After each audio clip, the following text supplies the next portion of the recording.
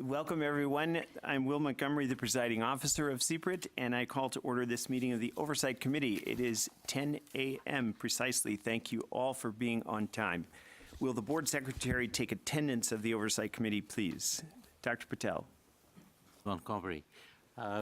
Dr. Cumming? Here. Dr. Rice? Here. Mr. Angelou? Here. Mr. Margot? Here. Mr. Montgomery? Here. Good heavens, he's here. You may regret that later, but The CPRIT staff has informed me that Dr. Rosenfield will not be available, will not be here today because of unavoidable conflicts. We have a quorum. may I have a motion to excuse the absence of Dr. Rosenfeld? So moved. All in favor? Aye. The motion carries. Before we go on to the weightier part of our agenda, not necessarily the more important part, I want to congratulate Dr. Cummings and his wife on the birth of their twin girls, Lyle Louise and Ellery Ann. Congratulations. Yeah, your life ended. Great. It's all you're doing. Right. No wonder you wanted to come and Yeah, you stay wanted in a to come hotel. here. That's why I wanted to be on here. But to be here, right, exactly. Yeah, we'll run it long if you want. He fed the twins before he came, so. Wow, very impressive. Members, in the draft minutes from the November 28th Oversight Committee meeting, they are available in your agenda packet behind tab 1. Are there any corrections, emendations, or other changes? Hearing none, the chair will entertain a motion to approve the minutes of the November 28th Oversight Committee meeting. So moved. All in favor? Aye. Motion carries. Our next agenda item is public comment. Public feedback is critically important because CPRIT was created to help Texans. Opening our meetings with public comment underscores this board's commitment to transparency and accountability. Are there any requests for public comment? Hearing none, we will move on to the next item in the agenda. I believe it is a grantee presentation. Doctor, as you know, we often invite CPRIT grantees to make a presentation to the Oversight Committee about the work that CPRIT funds. We are fortunate to have with us today Dr. Hashim B. El-Sarrag, a grantee at Baylor College of Medicine. Dr. Wilson will introduce Dr. El-Sarrag. Dr. Wilson.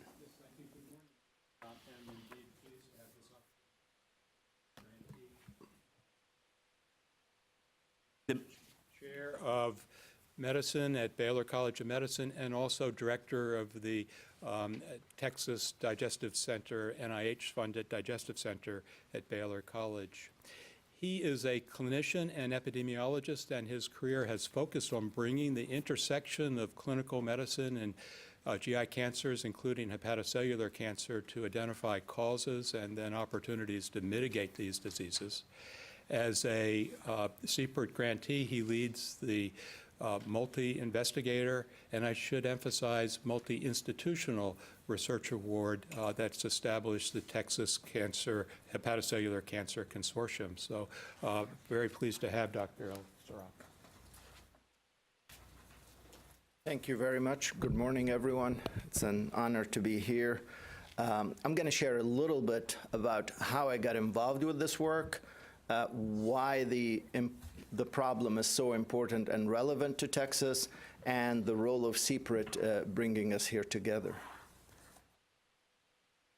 So the disease I'm dealing with is a bad one. It's liver cancer, hepatocellular carcinoma, and this is a picture that symbolizes the cancer and the risk factors, and the word risk factors are going to keep coming up because it's all about risk factors in Texas. The risk factors that lead to this condition called cirrhosis. Once people have cirrhosis, then the risk of liver cancer goes up. This has been a lifelong journey for me. I started working on this field in 1999. I was much younger then, but basically the first report of a rising rates of hepatocellular carcinoma in the United States. We published it in the New England Journal of Medicine. And I have to say, not until CPRIT funded our work have I been able to do actually the work that I wanted to do.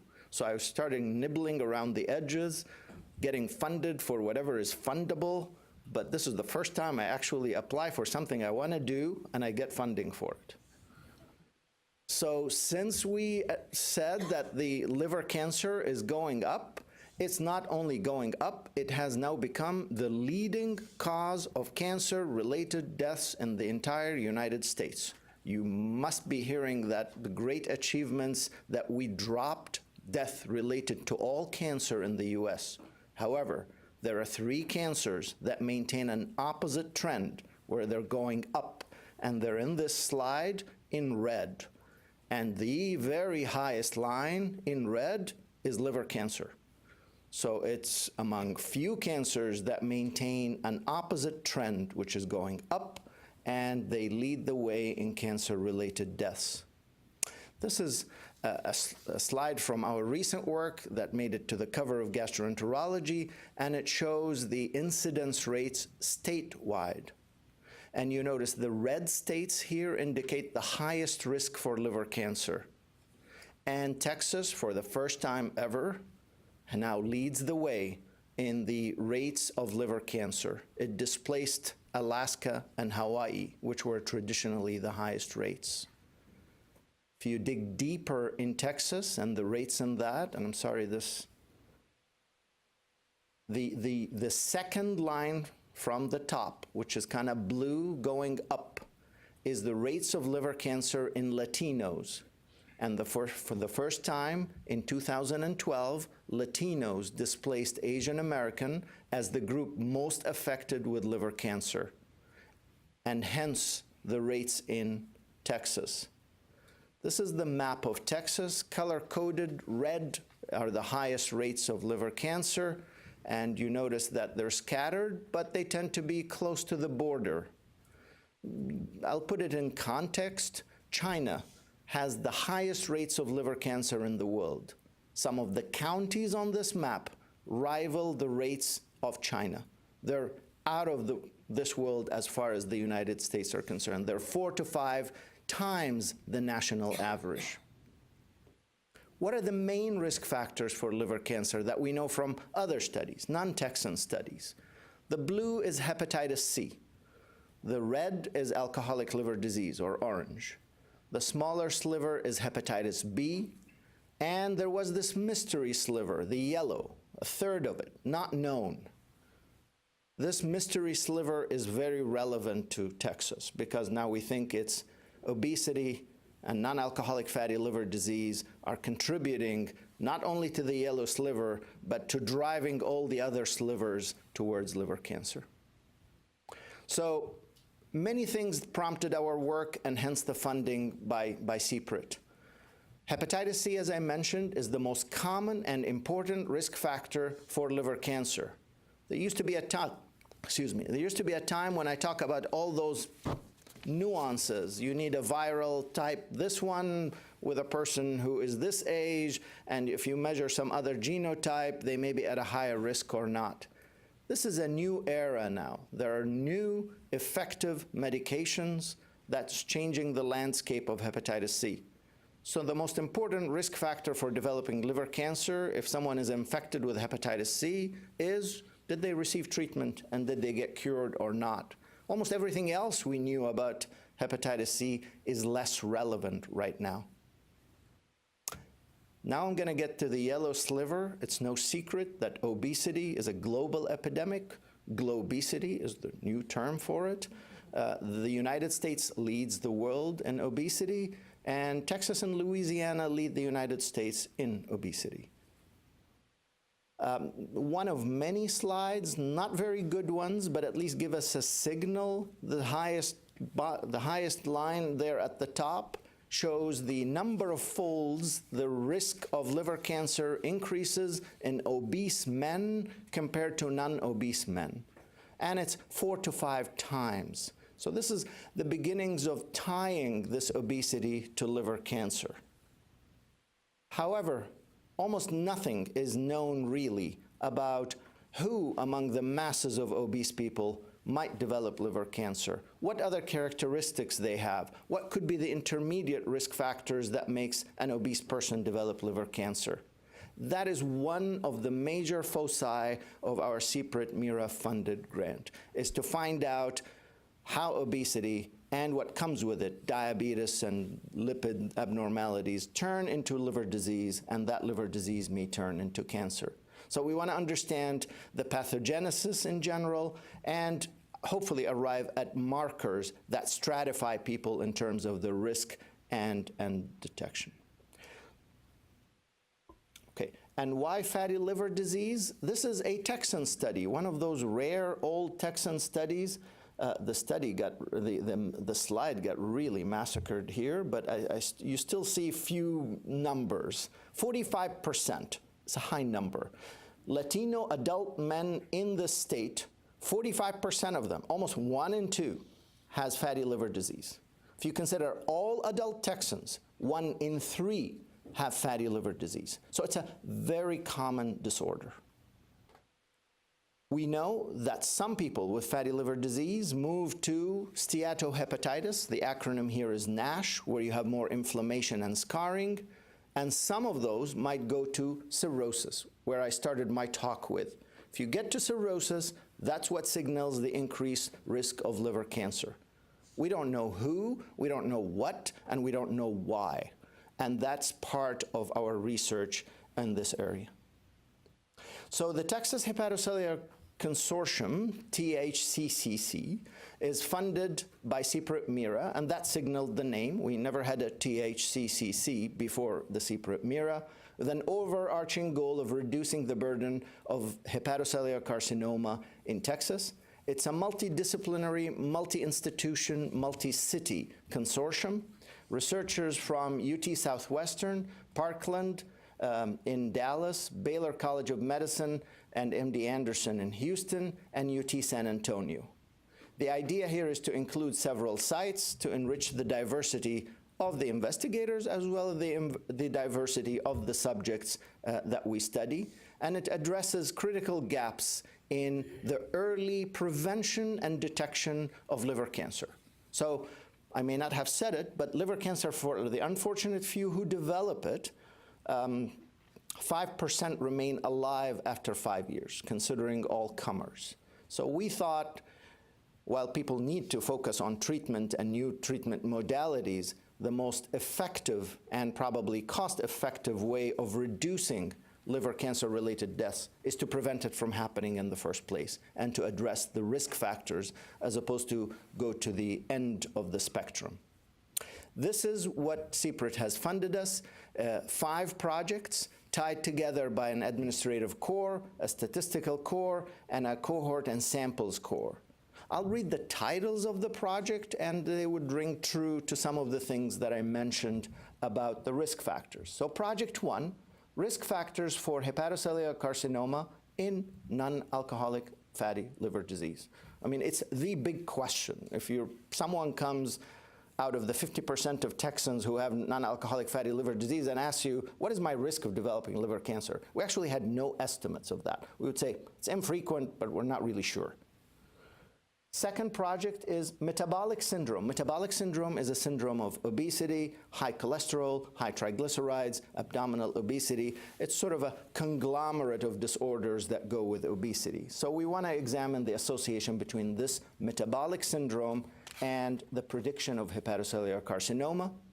Project 3 is an animal and human related study, looks at circadian rhythm, sleep disturbance, and its relationship with liver cancer. Project number 4, looking for novel biomarkers for the early detection. Could I interrupt you just 1 second? Can you tell us, as you go through these, which institutions are taking on which project? 1, 2, 3, 4? Certainly. Great, thank you. So Project 1, the lead investigator is Fasiha Kanwal, Baylor College of Medicine, Houston. Project 2, the lead investigator is me, Baylor College of Medicine, Houston. Project 3 is a combination of basic science, Baylor College of Medicine, and UT Southwestern. Project 4, the lead investigator is Laura Beretta, MD Anderson Medical Center. Project 5, a comparative effectiveness randomized control trial of strategies to increase HCC surveillance. The lead investigator is Amit Singhal, UT Southwestern. The administrative core, since I'm the PI, I'm the head of the administrative core. The coordinating center, MD Anderson, Ziding Fing, and the cohorts and samples core, UT Southwestern, Jorge Morero. You're welcome. So I'm going to give you a snippet of the first project where we produced a lot of results. This is the one that Fasiha Kanwal leads. Her aims is to examine the risk of HCC among patients with NAFLD in all Texas VA medical centers. So this investigator had access to all the national VA databases, but drilled on the Texas VAs, and there are many of those. And the advantage of that is she had the advantage of having records that could extend over 20 to 30 years. And you need something like this when you have a disease that is that common with a small risk. So she wanted to identify the risk and the predictors of HCC in this disease, and then look at the role of possible chemoprevention, meaning medications that people use, such as treating high cholesterol, treating diabetes, treating high blood pressure, and the role in influencing the risk of HCC among patients with NAFLD. The first results are out. They produce numbers that honestly no one else in the world has ever produced. And it is the actual incidence. So just to give you idea about the scope, almost 500,000 patients with NAFLD she examined, compared them to 500,000 patients without NAFLD, looked at the risk of liver cancer over 15 years of follow-up, and in the brown bars, which is high, the risk of HCC in NAFLD, the green bars controls without NAFLD, and the rates are small. It's 0.2 per 1,000 patient year, but it's 6 to 7 times, actually 10 times higher than those in patients or people without NAFLD.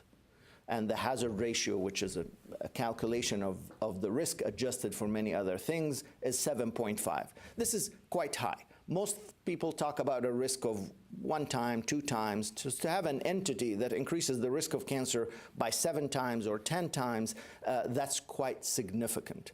The problem with that quite significant too, that the entity itself is so common that with a common entity and a 7-fold increase, that does not bode well for the future of liver cancer among those with NAFLD, specifically in Texas, where you have half of the adult Latino population with NAFLD.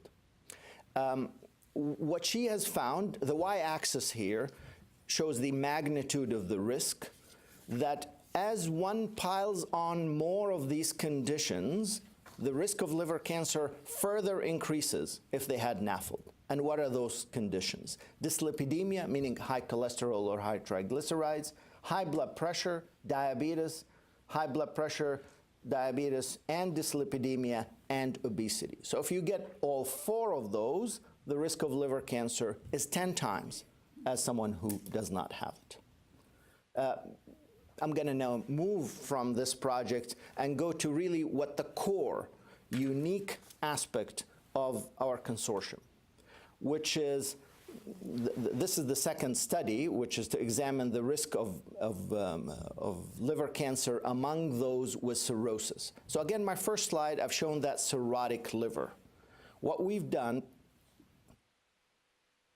is to design a prospective cohort where we recruit from 5 hospitals in 3 states in Texas, patients with liver cirrhosis, enroll them, administer questionnaires, store their blood, store their DNA, and bring them every 6 months for liver ultrasound until unfortunate few would develop liver cancer and keep the follow-up.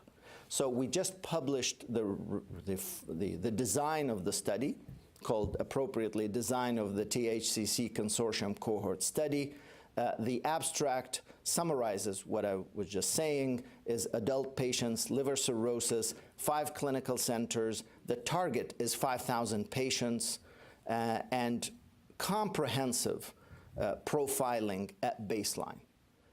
Editorial note, there is no such cohort in the US or in the world. This promises to be the cohort for cirrhosis developing liver cancer. I mean, no one has that, and honestly, no one else would fund that. So the NIH is not into building resources, they're into funding a scientific question. So the foresight of the CPRIT committee, seeing that we can be going around ourselves asking the same questions or invest in an infrastructure has been tremendous. So this is the recruitment rate. We recruited now more than 1,700 subjects. The different sites, just to show the multidisciplinary nature of it: UT Southwestern, Texas Liver Institute, that's UT San Antonio, Parkland, Dallas, Michael DeBakey VA, Houston, and Baylor College of Medicine, Houston. We recently were fortunate, we applied for a U01 NIH grant that got funded, and that funding gives us now an opportunity to open 2 more sites in Texas. One is in McAllen, which is a hot area for liver cancer and fatty liver disease, and Baylor University, Dallas. Both have gotten their IRB approved and hired 2 research assistants, and hopefully next time I update you on this, we'll have 7 sites, not 5. I'm going to show my next 2 slides just to give you a flavor of the patients that we're enrolling in this cohort, and to impress upon you that if we didn't do this, we would never get a representative cohort such as this one, because this information actually has never been seen by anyone. So if you present it to a liver doctor and tell him or her that patients with liver cirrhosis look like this, they would say it's impossible. This is new. This is the modern face of liver cirrhosis in Texas. So let me take you through some of them. Men, 2/3 or so, that's expected. Body mass index. Look at the body mass index of patients with liver cirrhosis who are Latinos, 39. Okay, cirrhosis is supposed to be this condition where people lose weight and get emaciated, and no one would think that the BMI of 39 is the average in Latinos in Texas. Hepatitis C active. My first slide showed you that half, that's all the studies show, half of patients with cirrhosis would have active hepatitis C. Well, in this study, it's much lower. It ranges from the single digits to the 20%. Most people had hepatitis C that resolved. They no longer have it. They're just hanging around with cirrhosis and cured hepatitis C. Hepatitis B, not common at all. Alcoholic liver disease, quite common. So you see in Latinos, 35% have alcoholic liver disease as their underlying risk factor. So that alone vindicates the proposal to build a modern cohort, because we would have been spinning our wheels and talking about how hepatitis C active leads to liver cancer, while most of our patients don't have that. They actually have this other condition, which is alcohol and non-alcoholic fatty liver disease. So that's our focus: risk assessment, primary prevention, detection, and I'm going to conclude here. So HCC is an important killer that affects so many Texans. Prevention, we believe, is the main step to reduce death and suffering. Understanding the risk factors, particularly that are relevant to our populations, is crucial in this endeavor. CPRIT has provided us with an unrivaled opportunity for research and prevention that, while should be very important for Texas, I venture to say that it's going to be a unique research resource for the entire world that works on liver cancer. If I didn't say it already, more needs to be done. We're only 2,000 patients out of a goal of 5,000, and without really achieving that full potential, we may be left somewhere in between. So I thank you again for your support and hope for your continued support. Thank you very much, Doctor. It was an excellent presentation. Members, any questions? Yes, sir, Dr. Rice. Just one question. I think group 3 had something about circadian rhythm and cancer, liver cancer. I wondered if you could just give, just from interest, 2 or 3 sentences on that relationship. Yes. So night shift workers and people who have altered circadian rhythm, particularly long, short sleep duration, are known to be more predisposed to develop insulin resistance and obesity. The person who proposed this, David Moore, has developed an animal model where jet-lagged mice develop liver cancer. And what he's showing is jet-lagged mice develop liver cancer through development of fatty liver. And he is experimenting with few blockers of that pathway to see if he could reverse that phenomenon. What we've done in the Texas Hepatocellular Carcinoma Consortium is we're asking people about their light exposure and about their profession to see if that ties into something relevant in humans. And we're taking our baseline blood samples and testing it for the same biomarkers that he is testing in his mice. Still don't have any results, but that's where we're headed. Very interesting. Thank you for that response, for your work, and for your coordination of this whole Thank you. work. Dr. Cummings. Thank you very much for your presentation. Thank you. This is very real for me. I'm a medical oncologist in West Texas treating adults with cancer, many of them with liver cancer. And treatment options are getting better, but not quite there. So do you anticipate that any of these efforts would develop either a marker or a way to identify the highest risk patients that potentially could benefit from imaging screening to find unifocal hepatocellular carcinomas at a small size that potentially could be cured with surgery? The answer is yes. I brought it to aim 2 that I skipped over. Develop and optimize an index for predicting the risk of progression from cirrhosis to HCC using sets of candidates of factors. So the factors that we're working on, serum biomarkers, some of which have been described before, like alpha-fetoprotein 3, et cetera. Some are novel, derived from proteomic studies from our investigator, Laura Beretta. Some are genetics, so there's a genetic mutation, PNPLA3, that predisposes to fatty liver in Hispanics. And some are just routine labs and clinical features.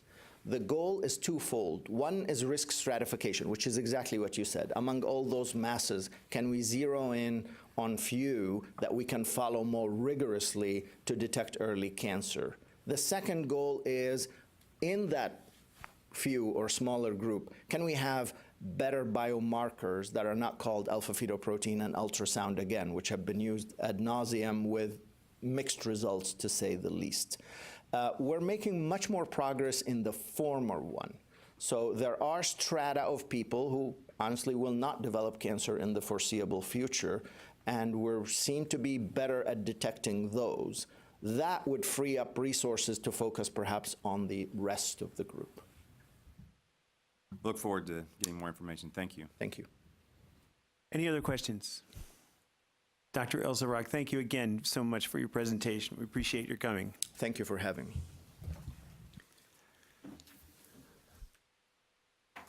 Don't go far, Mr. Roberts. Chair recognizes Mr. Roberts to provide the Chief Executive Officer's report. Thank you, Mr. Montgomery. First of all, let me thank my good friend, Commissioner Raymond Paredes, for use of these fine facilities since we are unable to meet in our normal space in the Capitol Extension. I'm very happy to report CPRIT has 35 authorized positions. All 35 are filled. And I believe each of you has actually already met Dr. Cindy Walker-Peach, but we are delighted that Dr. Walker-Peach has joined the staff. And I believe that you will find her enthusiasm and knowledge of product development a real asset to your work and to the agency's work. I'd like to say a few words about the annual report. Hard copies of this have been placed at your chairs. I'm very happy to say that we did meet our January 31st deadline to distribute it to state leadership and all members of the legislature. This was an office-wide effort. All divisions were involved. It's actually quite a complex project. Chris Cutrone and took the lead along with the communications staff. We saw the project evolve over the 6 months or so that we worked on it. Beginning in early December, we saw opportunities to incorporate the many legislative briefing materials that we had been working on throughout the fall to make the report much more strategic in explaining the declining funds that we are seeing, the program results, opportunities for a CPRIT 2, and problems with the concept of self-sufficiency. Kristen Doyle coordinated this expansion. It was difficult at times, given the holidays, to incorporate these changes, but I believe that this document is a much stronger resource document than we've had previously. If there is a weakness in the document, it is that the data in it close with August 31, 2018, so by the time we completed the document, it was already out of date. But many elements, all elements, can be projected using updated briefing materials that we have made available. I'd like to say a couple of words about the long-anticipated CPRIT website.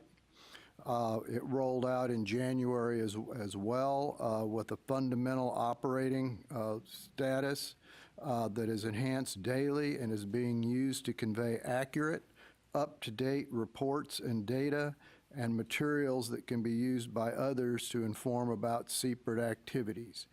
We have posted on the website all of our current legislative briefing documents, testimony that's being made to the different committees, and I think you will find the format and the additional information being provided to be of much greater use going forward.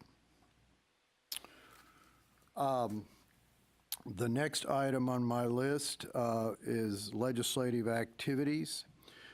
Since January 1st, I have had, in combination with Kristen and Heidi in particular, 19 significant legislator meetings or with their key staff. This is always difficult. You try and catch legislators before the committee assignments are made, before they start hearing bills, because once you've reached this point in the session, they get to be really busy, particularly if they're involved with the appropriations process. We testified to the Senate Finance Committee on January 23rd. And we testified to the House Appropriations Subcommittee that has oversight over CPRIT on February the 13th. I expect them to break out into work groups and begin the markup probably within 2 weeks, at the outside 3 weeks, and that will probably take a month to 6 weeks before we start seeing the fruits of their action. General legislation, House Joint Resolution 12, primary author is Dr. Zerwas. This is the proposed constitutional amendment that would provide CPRIT with an additional $3 billion in bond funds. Has since had additional co-authors come on board. I'm very pleased that Sinfronia Thompson, the chair of the House Public Health Committee, is one of the authors, along with Representative Jeannie Morrison, who was very active in the origination of CPRIT back in 2007, and of course our longtime champion, Representative Sarah Davis from the Houston medical area. There has also been 36 co-authors that have joined it, and this is a number of legislators that have attached their names to that legislation. We always like to see that number going up, but 36 combined with the The 4 or 5 others that I just mentioned gives us close to a third of the members of the House have signed on in one capacity to the joint resolution. That bill has been referred to the House Public Health Committee that's chaired by Representative Thompson. I believe the soonest that bill can be heard would be March the 13th. That could wait a week or two. My guess is Dr. Zerwas wants to get it to the committee, through the committee, as soon as possible. But there is the additional piece of legislation, House Bill 39, that is somewhat of a technical adjustment. It would remove the prohibition against grants in fiscal year 23. We have had a need for a committee substitute developed that gets into arcane appropriations law. To make that as short as I possibly can, is under general law, an appropriation only has, I believe it's a 3-year life. Heidi can correct me if I'm wrong. This has not been a problem for us previously because our only funding mechanism has been bonds, and the appropriations life of the bonds is much longer than that. In fact, it may be in perpetuity. But some of our awards go 4, 5, 6 years, and if another method of finance is used for CPRIT, which is currently contained in the House version, then we would run afoul of the existing law. So we need to have that lifted. There is precedence for this change with other agencies. What I just referred to, and I think I've communicated this to you folks in the monthly briefings, is the House bill is introduced, includes our request for $164 million exceptional item that would keep us at our historical funding rate for grants of $280 million. The Senate does not have that in there. But this is a critical change to the law that needs to be made if rainy day fund or general revenue is used. And we don't have that committee sub back, and my guess is Dr. Zerwas is going to run with both of those concurrently. Over on the Senate side, Senator Nelson has filed a companion bill to that House Bill 39, the technical adjustment. That has been referred to Senate Health and Human, and it too is going to have a committee substitute. Then last on legislative activities, Senate Bill 200, the self-sufficiency bill by Schwartner. Has that been, Heidi, has that been referred to Health and Human yet? Okay, so it's still waiting to be sent to a committee. In closing, in your meeting book on page 3, 4, is the summary of where we stand with funds available for grants.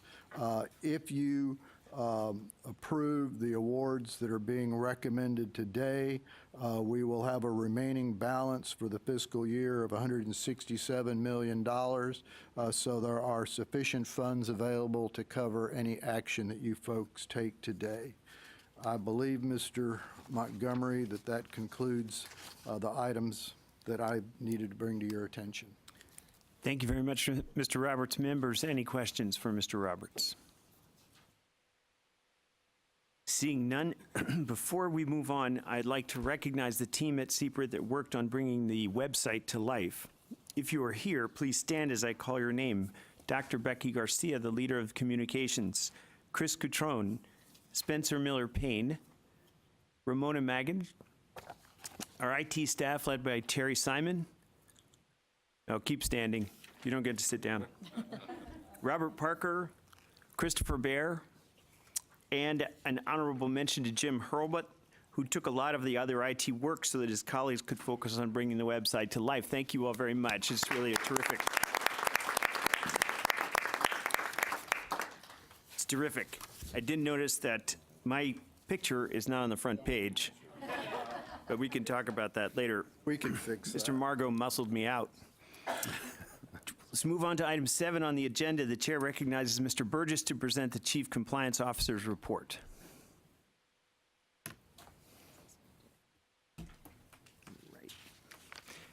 and the compliance certification. I think we're getting a twofer, right?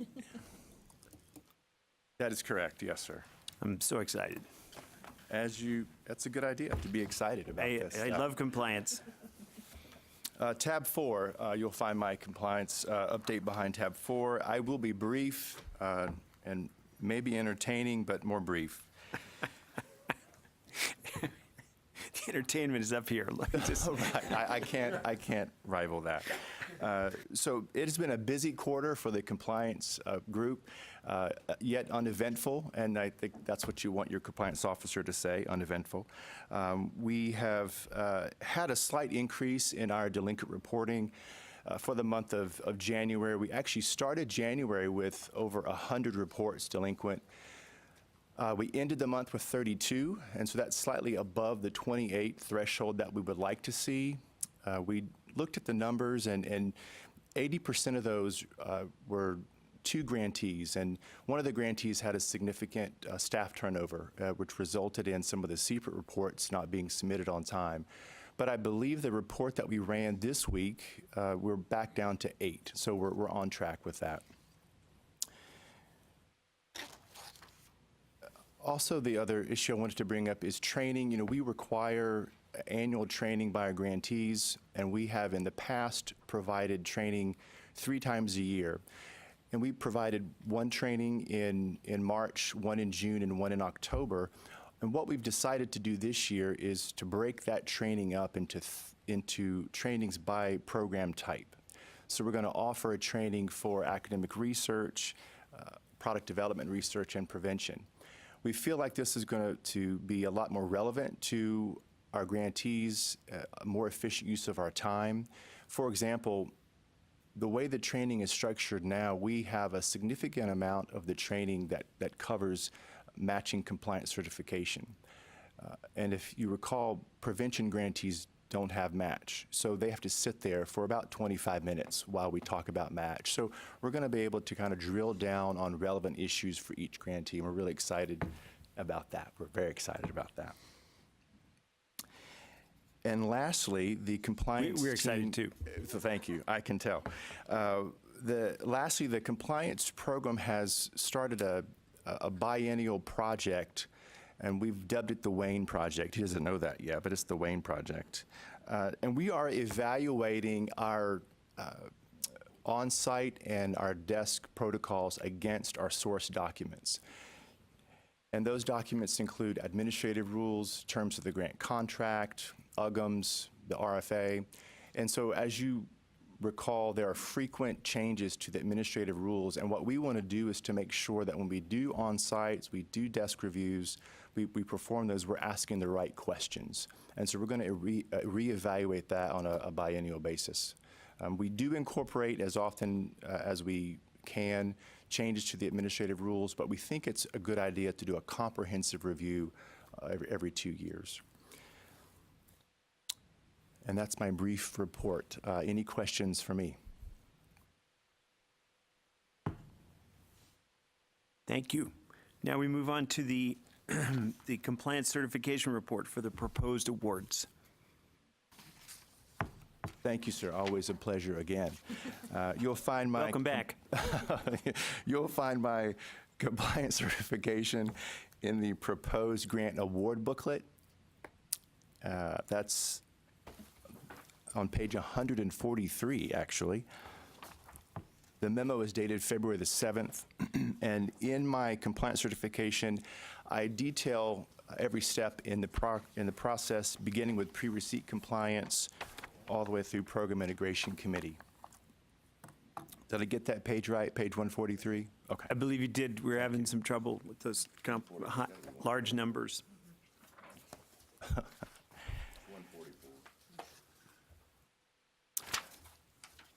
And so I thought I would shake things up a bit, and I've included on page 153 or 154 templates of some of the forms that we use. And I often refer to these forms, and I thought it might be a good idea for you to see kind of what I'm talking about. That's on my book 153, but I'm not sure if that's correct. Yeah, I believe that's the same. And so forms. I've provided a template of a grant pedigree, a conflict of interest sign-out sheet, a post-review statement, and the template for our third-party observer report. And these are just a few of the forms that we use to validate that and to certify that the grant review process was followed.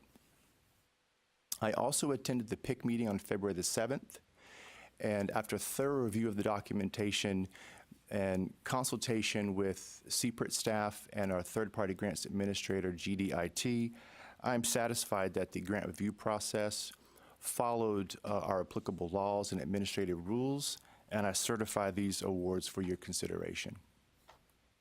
Who prepared the templates, Mr. Burgess? Is that you, or the templates that you just showed us? Who prepared those? I received, You inherited them? I inherited them. No, our third-party grants administrator sent those to me. Okay. Yes, sir. It's a lot of information. It is. The grant pedigree, details, depending on program, anywhere from 40 to 60 unique steps in the process that we certify. Wow. Members, any questions on the compliance officer's certification? Thank you, Mr. Burgess. I believe we move on to the Chief Scientific Officer's report. Dr. Wilson.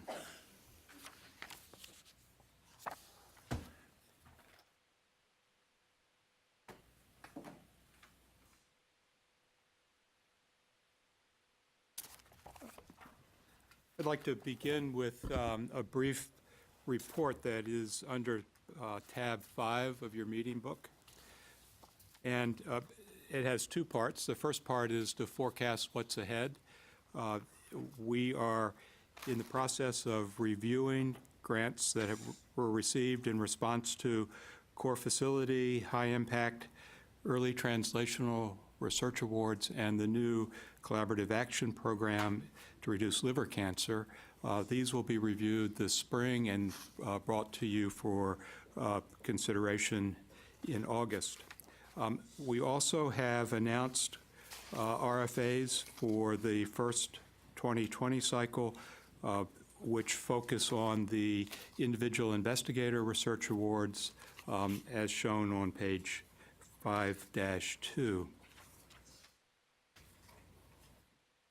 On 5-3 through 5-5, in response to questions that came up at our last meeting, with the help of Patty Moore, who's put together all of these data, we're giving you a snapshot of the impact of the recruitment program that CPRIT has supported over the past decade. And I think, as all of you have appreciated and have been enthusiastic about, this sort of captures it in real numbers. There have been 170 recruitments to Texas institutions at various levels, including established investigators, think Jim Allison, all the way to the first-time tenure-track faculty. Of those, that represents about a 70% acceptance rate of those recommended by the Scientific Review Council, so a high degree of recruitment success with these CPRIT awards. And it's also notable that these represent about 1/3 of the funding that the research program has awarded to date. I also, in Table 3, Patty has provided for you a snapshot of impact. And you'll see that the group has already received almost $300 million in new peer-reviewed funding for their research. That's in addition to their CPRIT awards, quite substantial if you consider the fact that a very large portion of this 170 have just started in Texas, so many years to come with this kind of success and impact on bringing new funds for cancer research. I also point out that the retention rate's quite high. Only 4 individuals have left, or 4 scholars have left Texas, I think a testament to what's being created here. And then finally, just some bullet points on notable centers of excellence that have been catalyzed across the state by CPRIT scholar leadership. Table 4 then shows you the location of the scholar awards by institution, and then on page 5, a chart that documents where these scholars' institute of origin were. So I will continue to provide this kind of update on all of the different RFAs, or mechanisms, but I think that you will all share with our pride in what's really been catalyzed in the state with respect to the Scholars Program. Dr. Wilson, if I may, I just wonder if there's a reason for people leaving Harvard in such high numbers. Is it us or is it them? Or at San Diego, they just get tired of the beach? Well, I think all of you recognize that these two coastal areas are where a lot of the intellectual capital for cancer research exists, and so this is the product of that. We're very happy to share in that. And also anticipate that people will now be recruiting from Texas. I think that's right. the other part of this and part of our aspirations for jointly for the kinds of programs that are being created here. Thank you.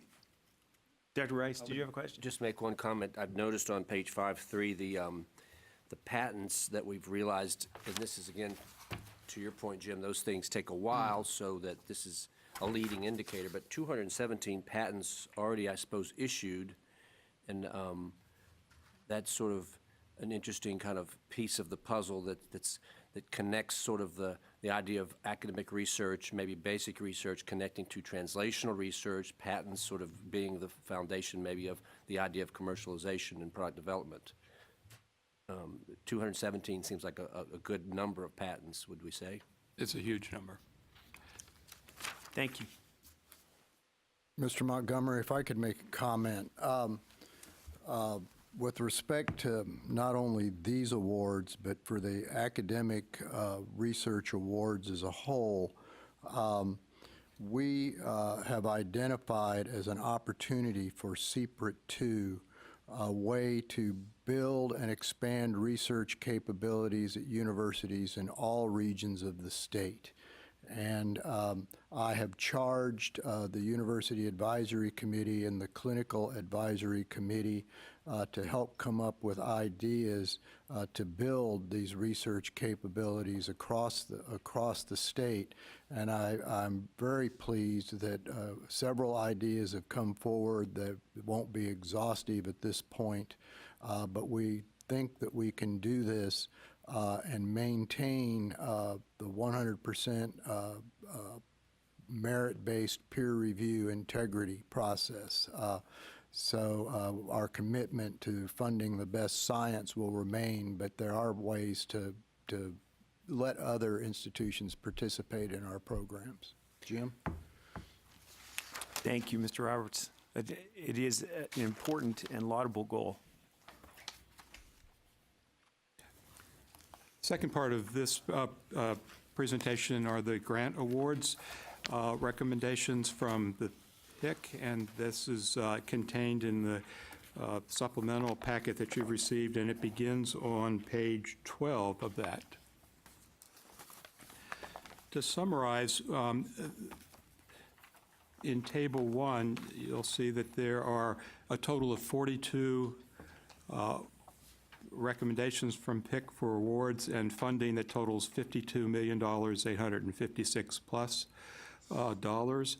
These include applications and grants in response to 5 individual investigator research award, including the untargeted, the RFA for childhood and adolescent cancer, for computational biology, for research awards for clinical translation, and for awards in prevention and early detection.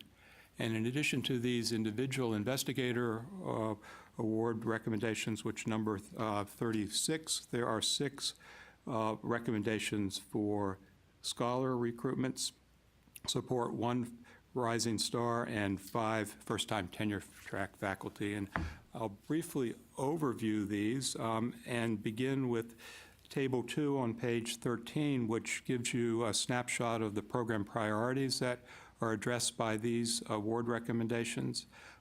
And you'll note that the childhood cancers are accounting for about 12 or 19% of both the number and total funding recommendations. Again, a testament to both this area of focus at CPRIT, but also the excellence of our state's childhood cancer research infrastructure. I'll also want to mention before I go forward that in addition to the 36 individual investigator research awards, there were additional 10 research grants that were recommended by our Scientific Review Council, and the PIC has elected to hold these research grants back for the purpose of really being able to manage our budget. With the upcoming new review cycle in June, we're holding these back until August to assure that we have sufficient funds to support all. I'll also point out that these individual grants are ranked on the basis of merit, and you'll see as you turn the page on page 14 that each individual research award is identified in order by the overall score, and it was that overall score that determined where the cutoff between those 36 that are recommended to you today by PIC and the 10 that have been held back. With that said, I know that you've had an opportunity to look at the different awards, and so I want to just give you a high-level overview of what is before you on page 14 and 15. These are 23 individual research awards that, as I mentioned, are untargeted. They are 3-year awards up to $300,000 a year each, and span a very broad spectrum of cancer research. As you turn the page, on page 16, Table 5 are the recommendations for grants in response to the Cancer in Children and Adolescents Individual Investigator Awards, and there are 5 of these as shown. And as I mentioned, these represent 19% of the grants presented today and funding as well. On page 17, there was a single computational biology recommendation.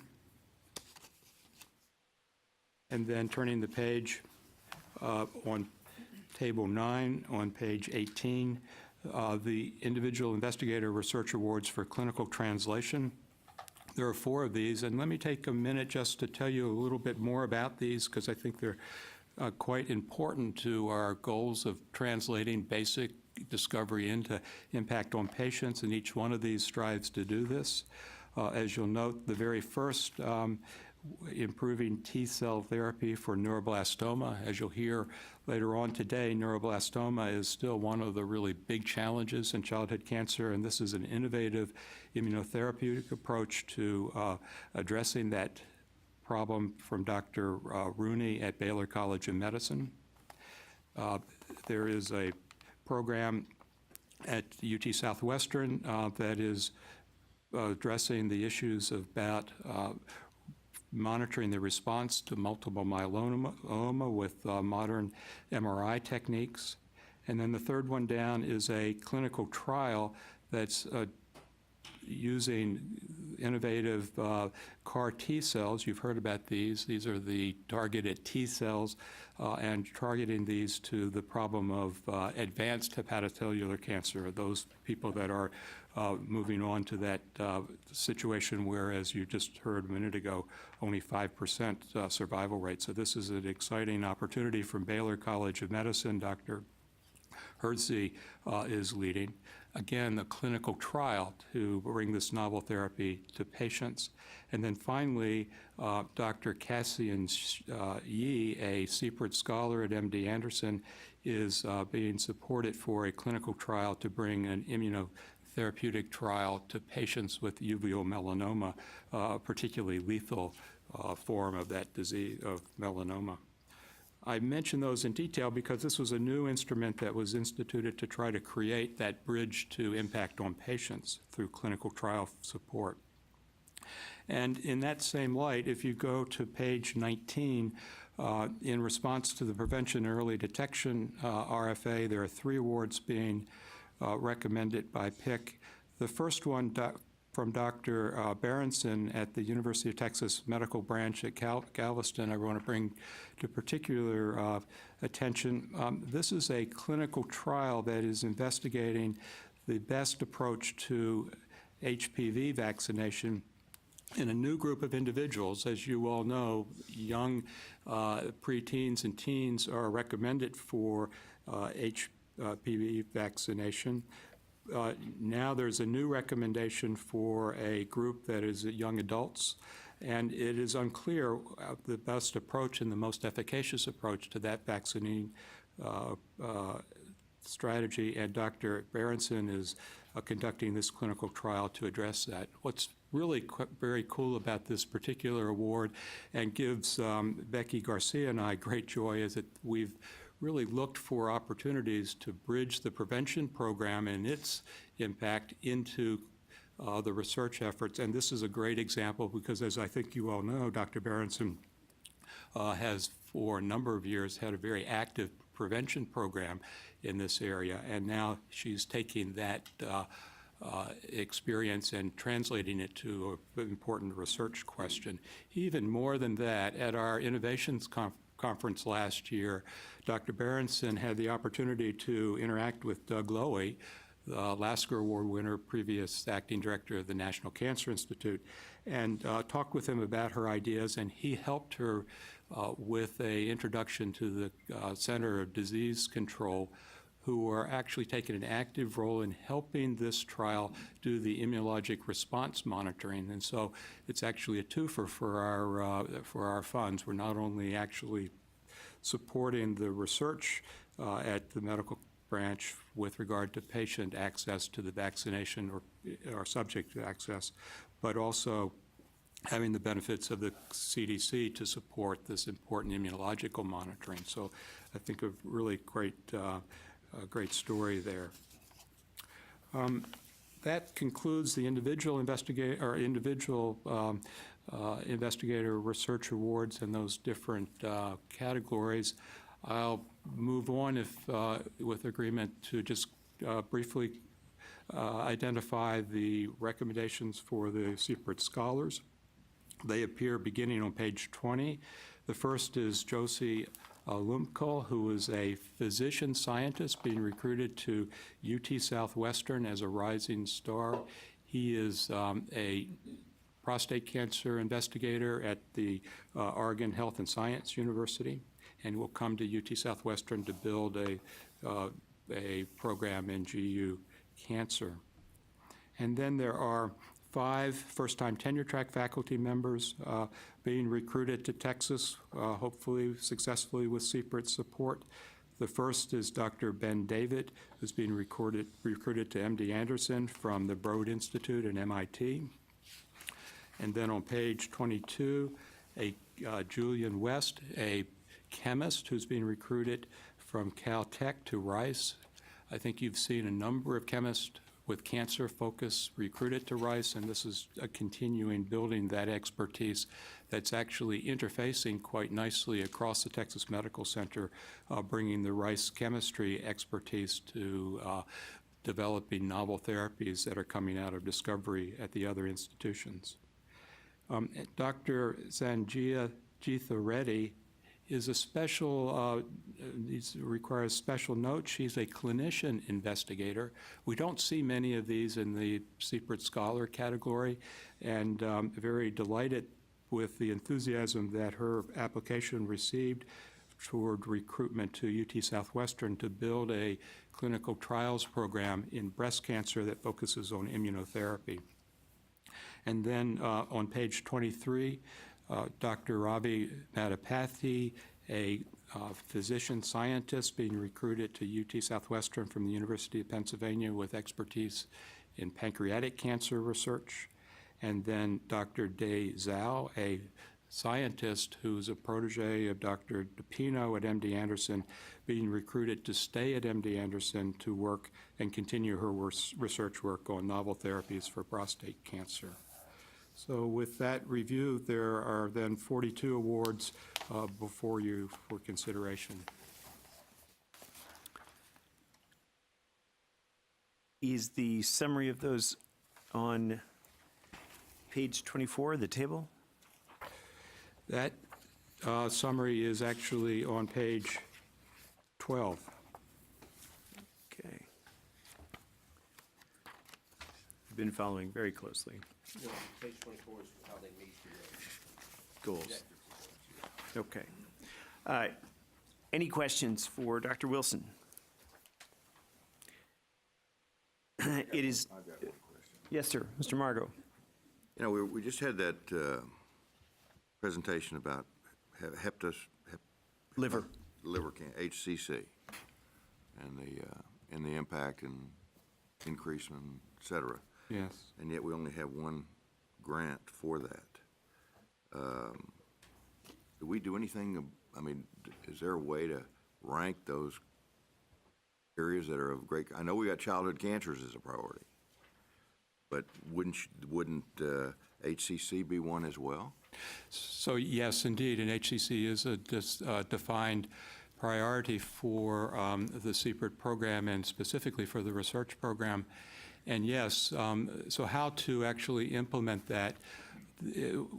As you know, with the childhood cancer priority, we have focused a RFA in childhood cancer, and I think that's been very effective in catalyzing responses. Similarly, with your guidance, we initiated the Collaborative Action Program to reduce liver cancer.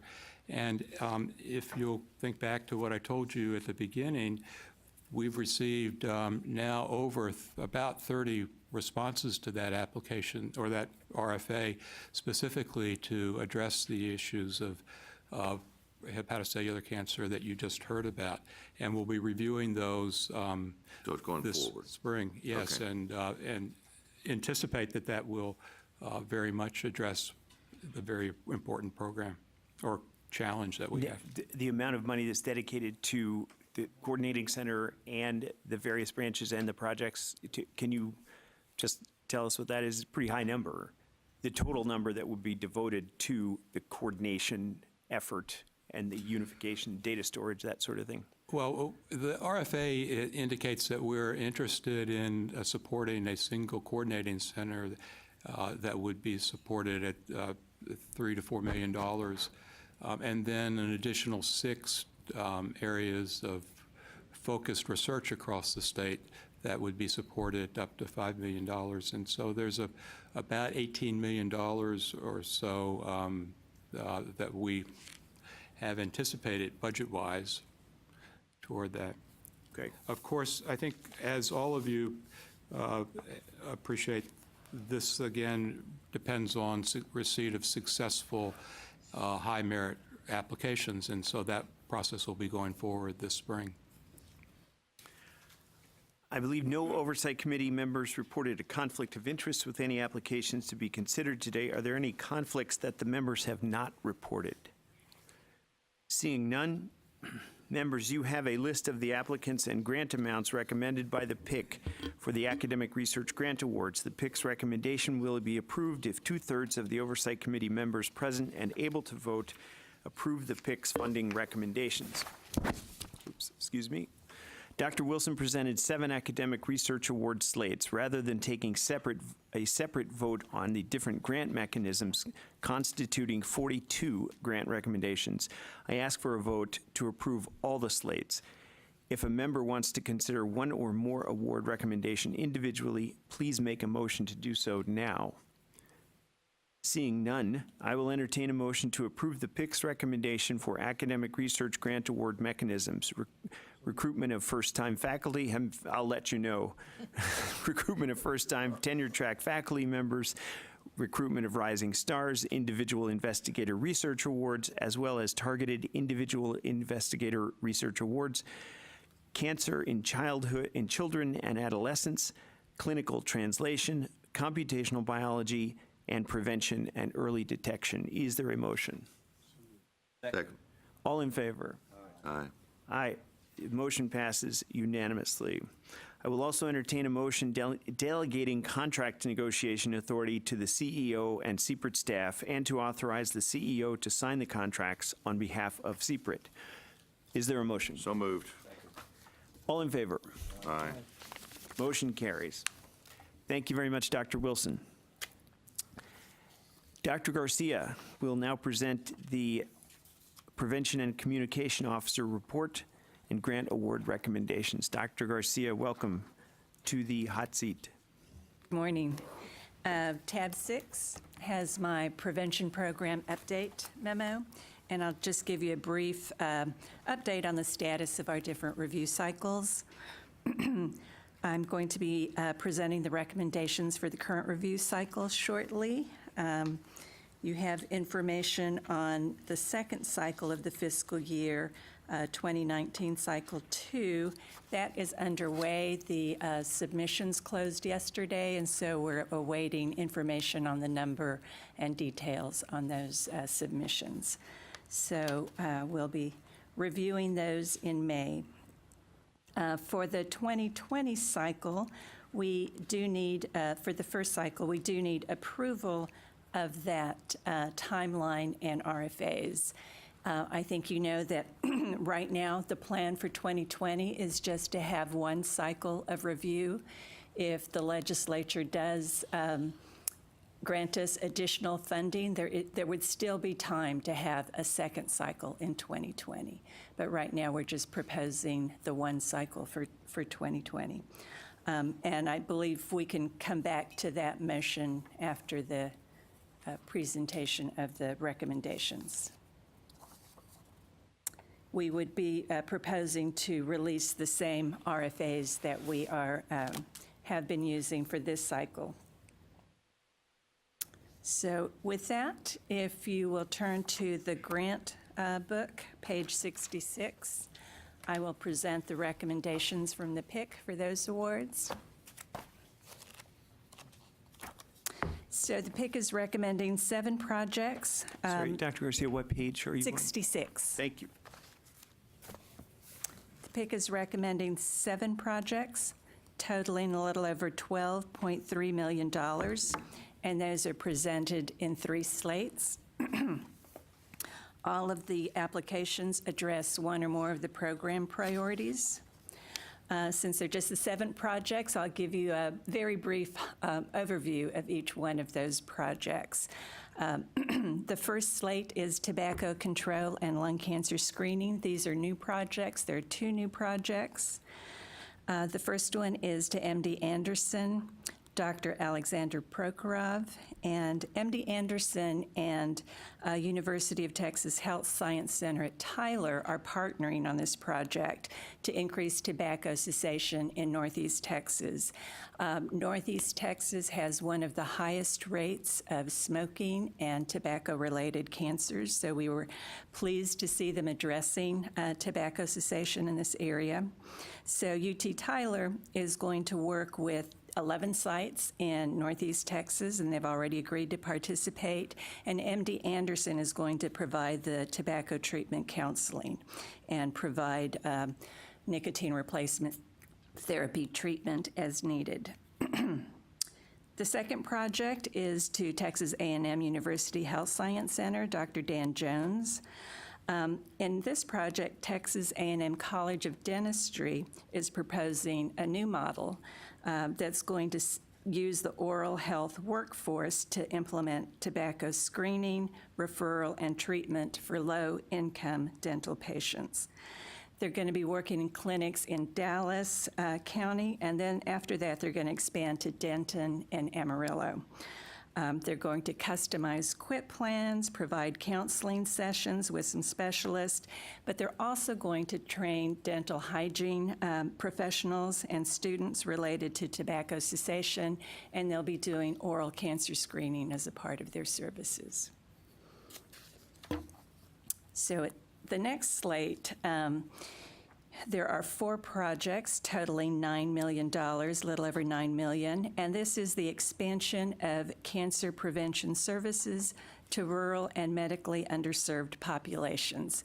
So this mechanism is for previously funded projects that have demonstrated success, and now they're applying to expand those services, and we require that they expand into underserved areas and rural areas.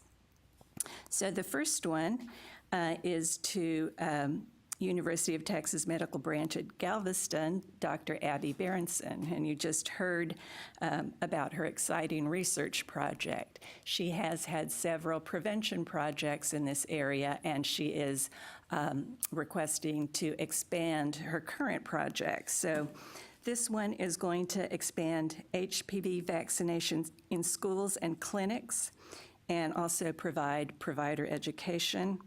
It's going to expand from the 2 counties that are currently being served to 25. So 3 pediatric clinics, 1 family medicine clinic, and 8 schools that have very low vaccination rates.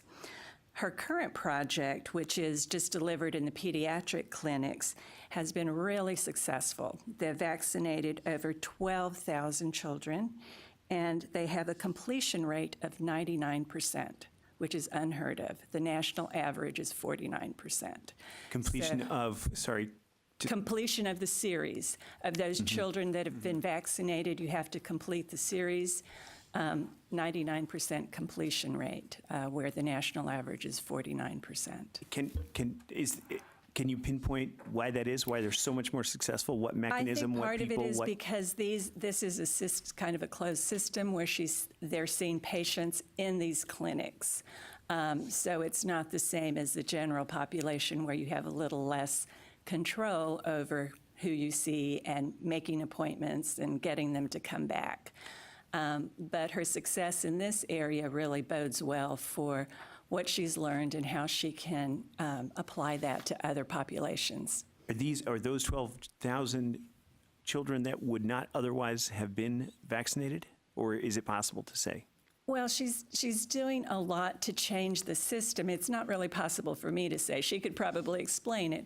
But so there are things like standing orders where maybe there were not standing orders before. So when the child comes in, you know, this is something that the clinician is flagged to do.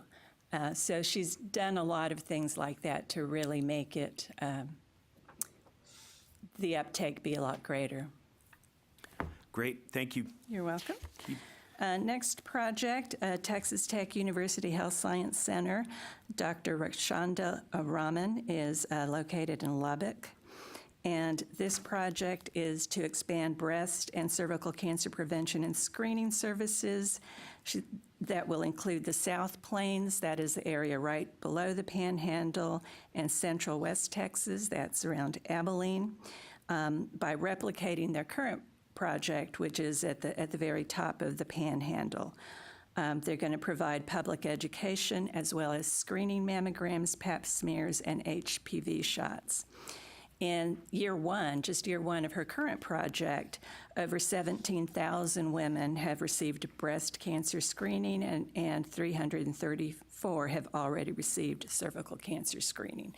So we expect those numbers to only get better. She's just in year one of the current project, and this one will add on top of that, adds more geographic regions on top of that. Of those screens, how many precursors or cancers were detected? Do you know? I don't think I have that detail with me, but I can surely okay. get it. Sorry to interrupt. That's fine. Next project. Actually, no, I'm not sorry, but. University of Texas Medical Branch at Galveston, Dr. Anna Rodriguez.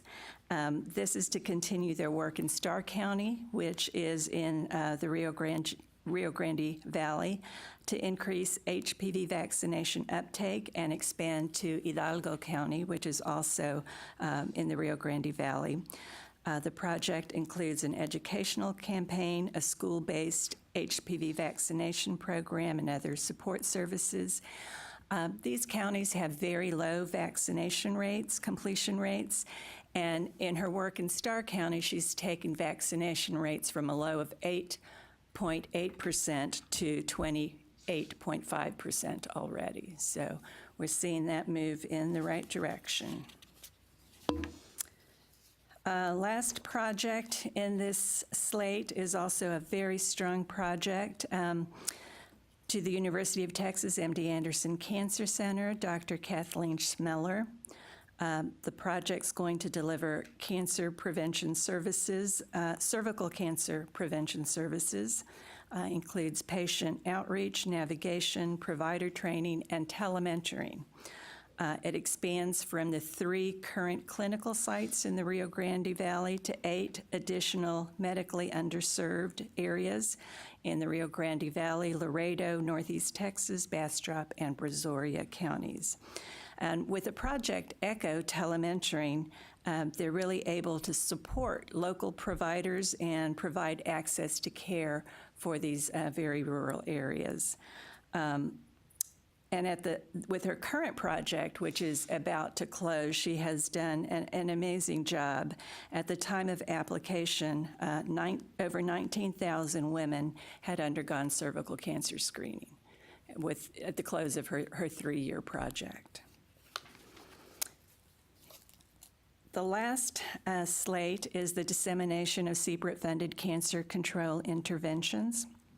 And this is a smaller award, and the purpose of the award is to facilitate the dissemination of products from successfully funded CPRIT projects. And so the applicants need to be able to deliver 1 or more products from their grant. This one is to the University of Texas Health Science Center at Houston, Dr. Rosh Shagag. And the project's going to develop and evaluate a web-based tool to support healthcare providers as they adopt and implement HPV vaccination strategies in their pediatric clinics. So the tool is going to help them with assessment and feedback, electronic reminders for the providers, training for healthcare providers on how to bundle these messages and talk to their patients, and also some patient education. So that concludes my overview of the 7 projects we're recommending. Thank you, Dr. Garcia.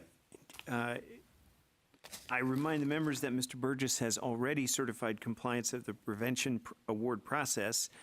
No Oversight Committee members have reported a conflict of interest with any application to be considered today. Are there any conflicts of interest that members have not reported? Seeing none, members, you have the applications and grant amounts recommended by the PIC for the prevention grant awards. The Oversight Committee will ratify the PIC's recommendation if 2/3 of the members present and able to vote approve the PIC's funding recommendation. We will take up all the recommended prevention mechanisms in one vote. If a member wants to consider any other award recommendations individually, please make a motion to do so now. Time's up. Hearing none, I will entertain a motion to approve the PIC's recommendation for the following mechanisms: tobacco control and lung cancer screening, expansion of cancer prevention services to the rural and medically underserved populations, dissemination of CPRIT-funded cancer control interventions. Is there a motion? So moved. Second. All in favor? Aye. Any opposed? The motion carries. I will also entertain a motion delegating contract negotiation authority to the CEO and CPRIT staff to authorize the CEO to sign the contract on behalf of CPRIT. Is there a motion? So moved. All in favor? Aye. The motion carries. I will now entertain a motion approving the FY 2020 Cycle 1 requests for applications and timeline as recommended by Dr. Garcia. So moved. All in favor? Motion carries. Dr. Garcia, I believe you are now up for an update on the communications program. Yes. And so far, everyone has been excited about their report, so you've got to keep that streak alive. Very, very excited about what Good. I'm about Great. to show you. Great. If you'll go to back to the main book, tab 6-5. page 6-5. If you'll go ahead and pull that up, thanks.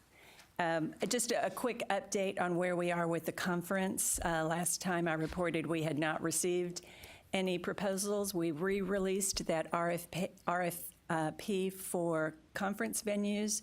We have received 3 proposals. We will be evaluating them as soon as the purchaser gets those to us, which will probably be next week. So we should have more information to share about a conference venue. We've talked about our new website. I wanted to pull that up for those of you who maybe haven't had a chance to visit the website. This is our homepage, so we will feature new videos as we have them here on the homepage. There's a section on our impact. You can go directly to our programs and news from CPRIT and featured reports. So we've been very busy and very excited about the communications opportunities that the new website provides us. So we've been busy on social media, been busy creating videos to really bring our website to life, and I believe we have a couple of minutes. Yep. I wanted to show you the highlight video that we did. These are highlights from 2018. It's about 3.5 minutes.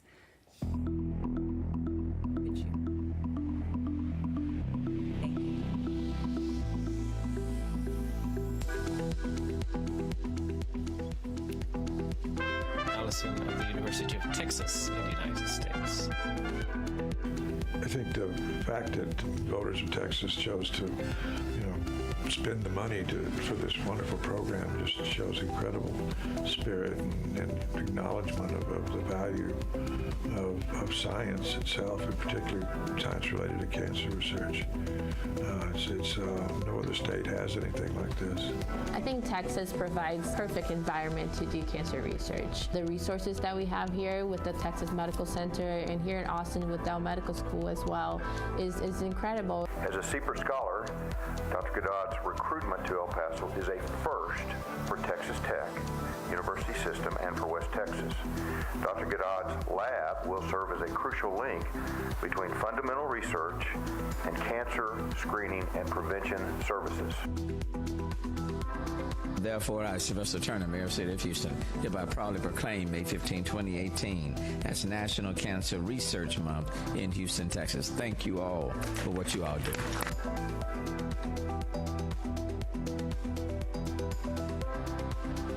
Here in Houston, we believe that we will be the third coast with our world's largest medical center at its hub, building on that and innovating around the various research elements that are in our academic institutions. CPRIT gave us the opportunity to be able to get it off the ground more quickly and to do it better than we could have otherwise. We see benefits for that, but even our colleagues that are also doing a product development within the state and are trying to intersect diagnostics and therapeutics have also found that this has created a groundswell for the community here in Texas in a way that ripples well outside of Texas for how we can advance research innovation and how we can ultimately have practical applications with better products that can make a difference for physicians and for patients.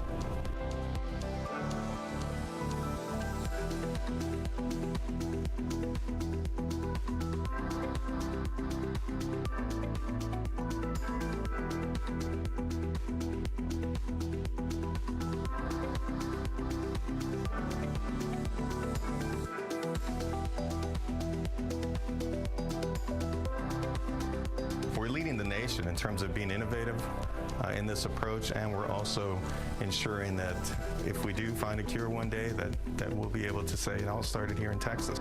I think our motivation comes from seeing too many lose their lives because we didn't find it early enough, and that's the hope that CPRIT gives. It's real hard for anyone to justify a preventive screening. Anyone to, when you don't have money for rent and groceries and you're worried about your kids going to school.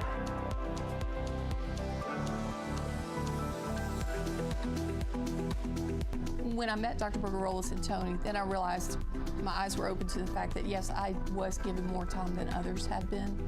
And so I thought, well, how could I use that time wisely to help others? Thinking about the potential and the possibility, really, of being able to say thank you to Dr. Allison.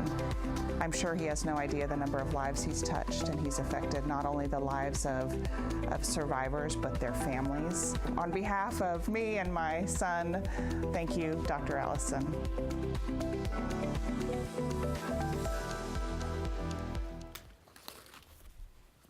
That was terrific. Thank you. So we're producing a lot more. And I understand that's a first draft, but I'll be in version 2.0, right? Absolutely. Yeah, okay. We can film you directly next door. We've got it all set up. Let's see. I believe that anything else on the communications update? Very good. Thank you very much. I believe now we move on to the Chief Product Development Officer report.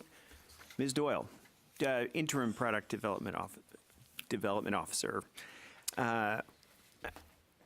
Let's see, product development research grants and an update on the program. And I will continue the excited theme Good. and say that I am very excited Now. that Dr. Walker-Peach has joined us and will be giving all of these reports in subsequent meetings. She has jumped in right away and has lots of great ideas. So it will be very exciting to see how product development develops under her.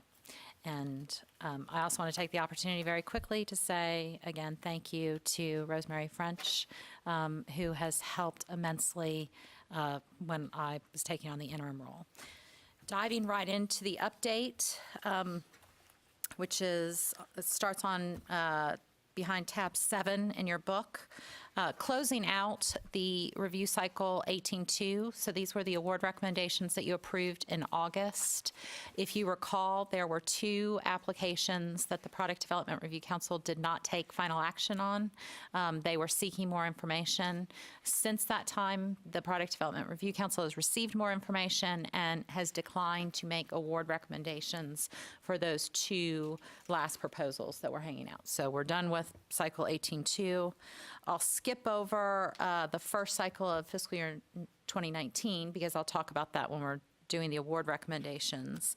And just to give you a preview of what you will see in August, we have the fiscal year 2019 cycle 2 applications. We received those applications by the deadline on January 30th. We have 28 applications. You can see the breakdown of those applications on page 7.2 in your folder. We have 14 seed proposals, 5 Texas company and 9 relocation companies.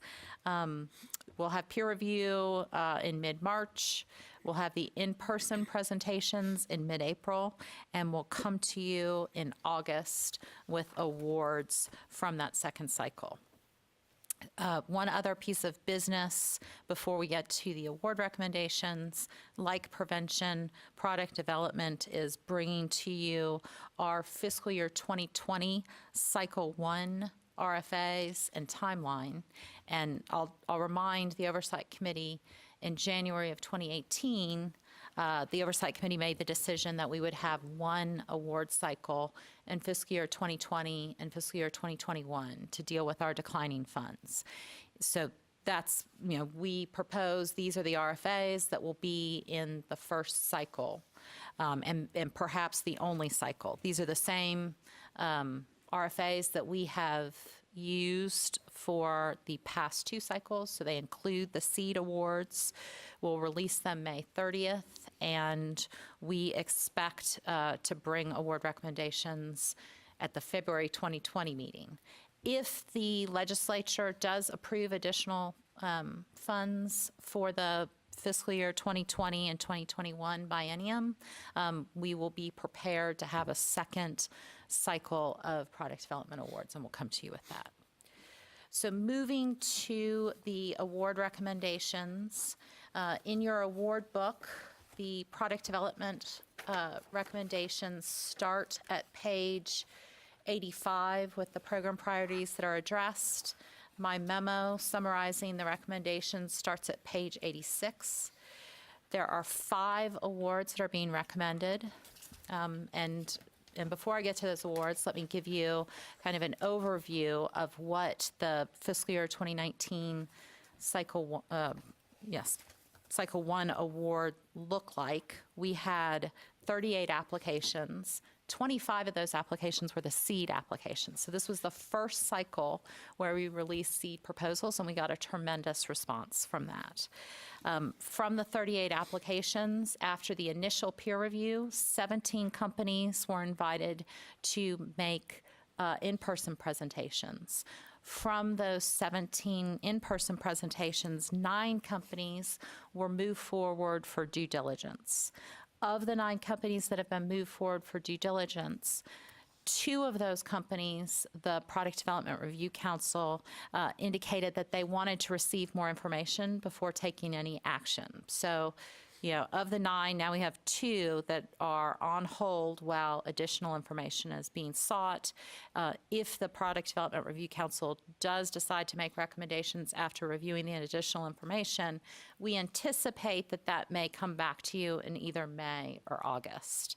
So now we have, of the 7 that are still in contention, the Product Development Review Council decided not to make awards for 2 of the companies. So we have 5 company recommendations right now. 1 is a Texas company, meaning that company's already here. 1's a relocation company, and 3 are seed awards. And you can see that on page 87, the breakdown. I'll briefly go through each of the awards.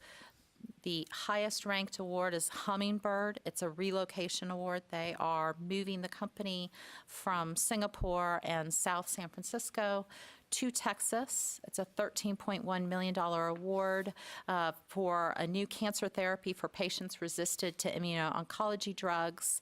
According to the company, up to 70% of patients treated with immuno-oncology drugs develop some resistance. So this is aiming to address that. The funding will support IND submission and phase 1 clinical trials. Yesterday, Hummingbird announced that they have added Dr. Jim Allison, the Nobel Prize winner, to their scientific advisory board. So that's great. They're backed up by some tremendous science. The next award is Altirum. A synopsis of that is on page 92 in your award packet. It's a seed award. They're seeking $2.9 million. They'll be in Houston, and they are developing a treatment for pediatric T-cell acute lymphocytic leukemia. The seed award will fund preclinical work and submission of IND. The next award is also a seed award. It's iCell Helix. It's a $3 million award, also for a company in Houston. It was funded by Baylor College of Medicine scientists. It's an oncolytic virus to treat solid tumors, and the award will fund preclinical work and submission of their IND. The 4th recommendation is Cellmedica. This is a Texas company award, and Cellmedica has actually received an award from CPRIT already, and they have really flourished in Houston. They have developed a deep collaboration with Baylor College of Medicine, and so work that will be funded by this grant will fund phase 1 and phase 2 clinical trials for their CAR natural killer T-cell therapy that will use healthy donor immune cells, and those clinical trials will take place at Baylor College of Medicine and other Texas institutions. Another thing to note about Cellmedica, and you are familiar with this, but when we do make second awards to companies, rather than the matching requirement of for every $2 that CPRIT puts in, the company puts in $1 of matching funds. When we make second awards, we require that for every $1 CPRIT puts in, the company puts in $1. Cellmedica has exceeded that and will be putting in $2 for every, roughly $2 for every dollar that CPRIT is putting in. So they are deeply committed to this work. The last award recommendation that we have is Instapath. It's a seed award for $3 million. It's developing a microscopy system that will provide an exact picture of cancer biopsies within seconds. It makes the tissue adequacy testing much faster, and it's non-destructive and fully automated. So a doctor can verify that they have enough tissue, and while there's still time, if they don't have enough tissue, to collect more tissue if needed. And as indicated by the company, this will be particularly helpful for medically underserved counties and rural institutions that do not have on-site pathologists. So the funding for this seed award will support work to complete their FDA submission. Another thing that I want to note for 3 of the companies, that's Alturum, iCell Helix, and Cellmedica, as noted on page 86 in your packet, all 3 of these companies have contract contingencies associated with their intellectual property. As part of due diligence, we get both a business and regulatory due diligence report and also an intellectual property report. And often we will see that there are some things that they need to make sure that they are locking down in terms of either licenses, or other agreements that they have. So for these 3 companies, the PDRC recommended before we execute an award that the company takes care of the issues identified in the IP reports. So we will ensure that that gets taken care of. We'll work with our IP counsel once the companies have indicated that they have taken all of the actions necessary, and we'll get sign off from our IP counsel before we go ahead and execute those contracts. The last thing that I want to address is that we always ask for advance funding for the companies. So rather than the typical reimbursement that we do for grants with companies, we advance tranches of funding.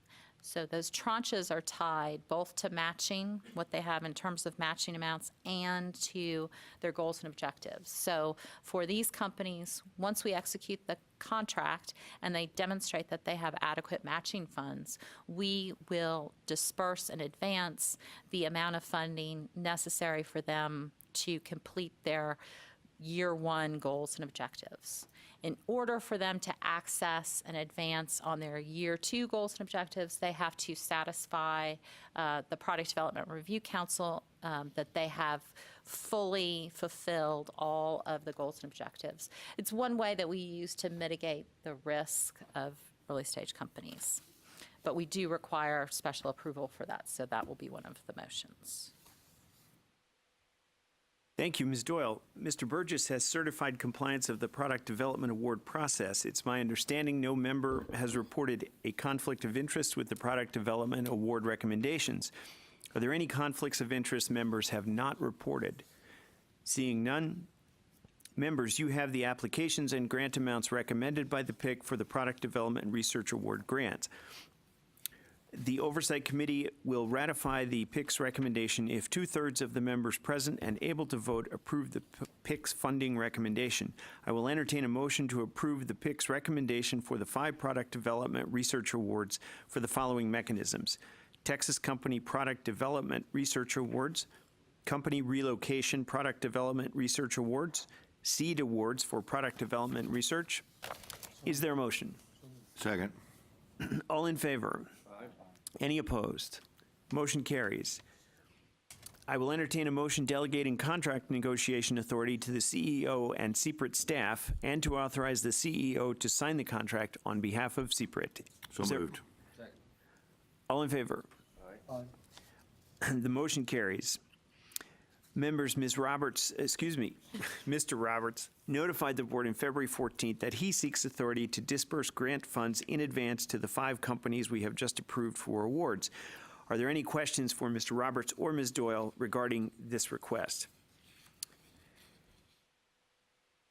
In that case, I will entertain a motion pursuant to the General Appropriations Act, Act 9, Section 4.03A. Do I have a motion to authorize the CPRIT to disperse grant funds via advance payments to DP 190027, DP 190025, DP 190020, DP 190021, and DP 190018 upon execution of the award contracts and the successful completion of tranches. Is there a motion? Second. All in favor? The motion carries. I will now entertain a motion approving the proposed FY 2020 Cycle 1 Product Development Research Award requests for applications and timeline. Is there a motion? So moved. All in favor? Aye. Motion carries. Thank you, Ms. Doyle. Yes, sir. If you wouldn't mind turning on your mic, that would help all of us that are over Thank age. you. If I could, before we leave product development, as I was sitting here, I received notification that Peloton, one of our early product development grantees, is reported today in the Dallas Morning News as completing a $150 million Series E funding round to continue development of its experimental kidney cancer pill. So good news on that front. Thank you, Mr. Montgomery. Sir, do you happen to know the amount of the grant to Peloton? I'm just wondering what the multiplier there is. Original grant was $11 million, if I remember correctly. We dispersed but it's- 3.2 million to Peloton. 3.2. Wow, that's a pretty. What is that? It's a pretty astounding multiple. From 3 million, they've raised 165 million in outside funding. Well, they've gotten more more than than that. Right. That's Series E. Wow, That's, just one series. that's great. Members, we now have a presentation from the Advisory Committee on Childhood Cancer. They are required to make a presentation to us each year. I will ask Dr. Wilson to introduce Dr. Scapek, who will provide the annual Advisory Committee on Childhood Cancer report. Yes, thank you. Pleasure to introduce Dr. Steve Scapek. Steve is the Chief of Hematology, Oncology, and the Department of Pediatrics at UT Southwestern and the Simmons Comprehensive Cancer Center. He is NCI funded for his research, as well as the holder of a multiple investigator research award from CPRIT that focuses on sarcoma. He took the leadership of our childhood and adolescent committee this year. I think when they sign up for these leadership positions, they don't realize that it's not just a 1 year, but it's a multi-year investment. So we really greatly appreciate his being here this morning to update us. Steve?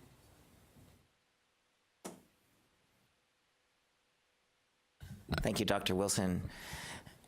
Instead of saying how excited I am to be here, I'd like to circle back to where We're excited, right? circle back to Dr. Cummings and congratulate him again on the birth of his twins.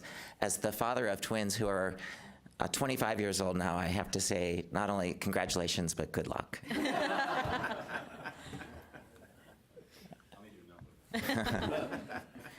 So there are a number of topics I'd like to cover today, including talking about the composition of our advisory committee, giving a brief recap of the status of childhood cancer today, highlight some of the progress that CPRIT has enabled us to make in the state, and then cover some recommendations that I'm presenting on behalf of our committee. First of all, I didn't realize it was a multi-year commitment, but I'm happy to serve. We continue to strive on our advisory committee to have representation that's broad. Most of the physicians who are on our committee are physicians who take care of patients or run research programs. We include, highlighted here, several non-physicians who are members of key advocacy groups here in the state of Texas, and we're always happy to get their advice. The institutions represented by the committee cover a range of institutions, from small institutions to major academic medical centers. And we're happy to say also we try to strive to have our committee represent the entire state of Texas, which is a big task, but it's important because there are problems that we have to face that may be different in Dallas, Texas, or Houston as compared to some of the more rural areas. We have to continue our fight against childhood cancer. It's still a big problem.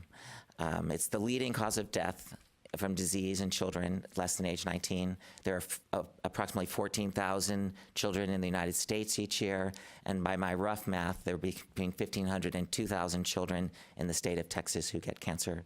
One of almost 300 Americans before the age of 20 will have cancer, and very importantly, 1 in 750 Americans who are 20 years or older are survivors of childhood cancer. There's obviously been great success.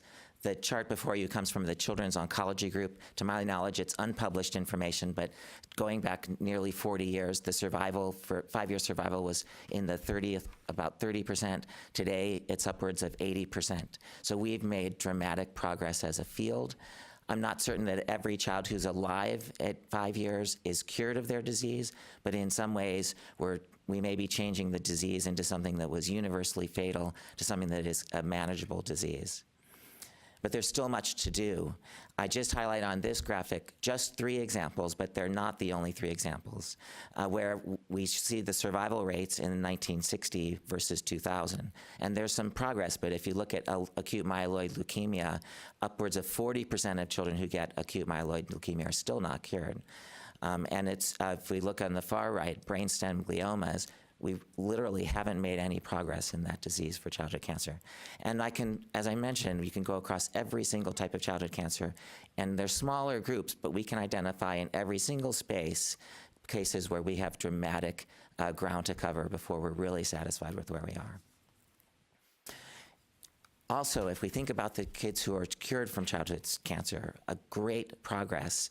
On this graphic, it shows in the blue and red bars that 30 to 60% of those kids suffer, and adults suffer, long-lasting ill effects. Some of these are life-changing, some of them are life-ending as they age. So even though our survival rates are better in some cases, we have to still be cognizant of the fact that the survivors still have lots of medical problems.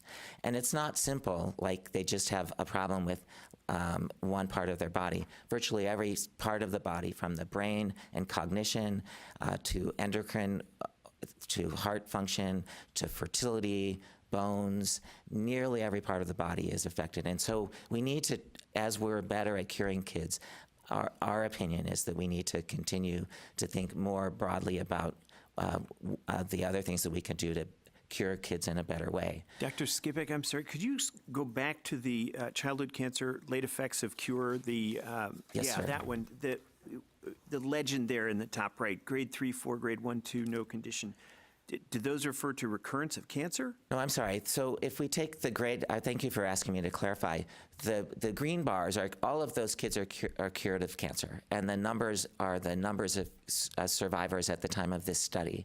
30% or approximately of the bar in green have no long-term effects. The others, approximately 60%, have some long-term effect. Grade 1 and 2 are milder, grades 3 and 4 are more severe. Got it. Thank you. Another important breakthrough, and in some ways, problem we're creating, is the evolving definitions of childhood cancer. This graphic shows a pie where some years ago, not too many years ago, we used to think of leukemia, for example, shown in blue, as being not just one disease, but maybe 2 or 3 major diseases. Now, we know with the advent of molecular testing and more sophisticated understanding of leukemia biology, it's really multiple diseases. And we could take that same thing and extend it across all of childhood cancer. And the good news is we understand more about the drivers of childhood cancer, and that is leading to better therapies. The bad news, it's harder to study those smaller and smaller groups, which is another point that I'd like to highlight as I move along. So if I tried to summarize some of the goals that we have in the field and some of the challenges, we have to continue to improve survival, especially in the highest risk disease. As a community, we're thinking that we can do that with more molecularly defined therapies, focusing on specific targets, and also by leveraging the immune system. We heard about the great work from Dr. Allison, and that is also increasing into the childhood cancer space. We need to try to diminish acute and long-lasting side effects. We need to be able to deliver the right care more precisely. There's no need to treat everybody with intensive therapy if there's only a subset of those who need the intensive therapy. We need to come up with better strategies to manage the problem problems in late effects, and in fact, cancer prevention strategies like the HPV vaccine part, which was addressed earlier. Problems include the fact that there's often limited access to new therapeutic agents for children with cancer, and that includes children in the state of Texas. There's a need for multi-institutional clinical trials because even in big academic centers, especially when we think about the smaller and smaller molecularly defined cohorts, you can't do those as a single institution. We need to come up with the ways to make those more broadly available. And in a time when we are on the cusp of really great breakthroughs, it's harder and harder to get funding, especially if we think of the National Institutes of Health as perhaps as the only source of funding.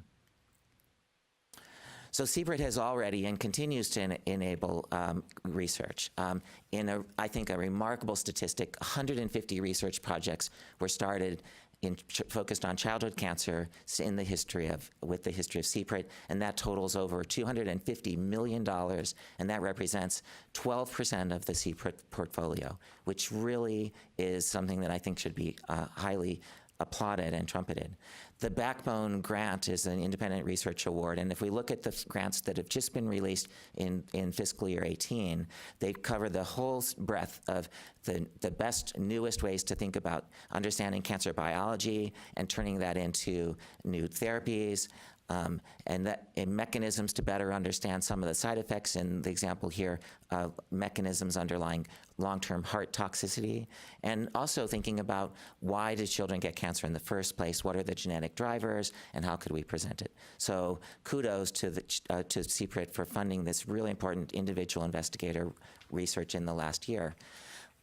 The multi-investigator research awards continue to be a very important mechanism, in my opinion, and our opinion, to catalyze interactions. And some of these are multi-institutional interactions, some of those within each institution, but it generates synergy. And one from this past year has to do with pediatric liver cancer.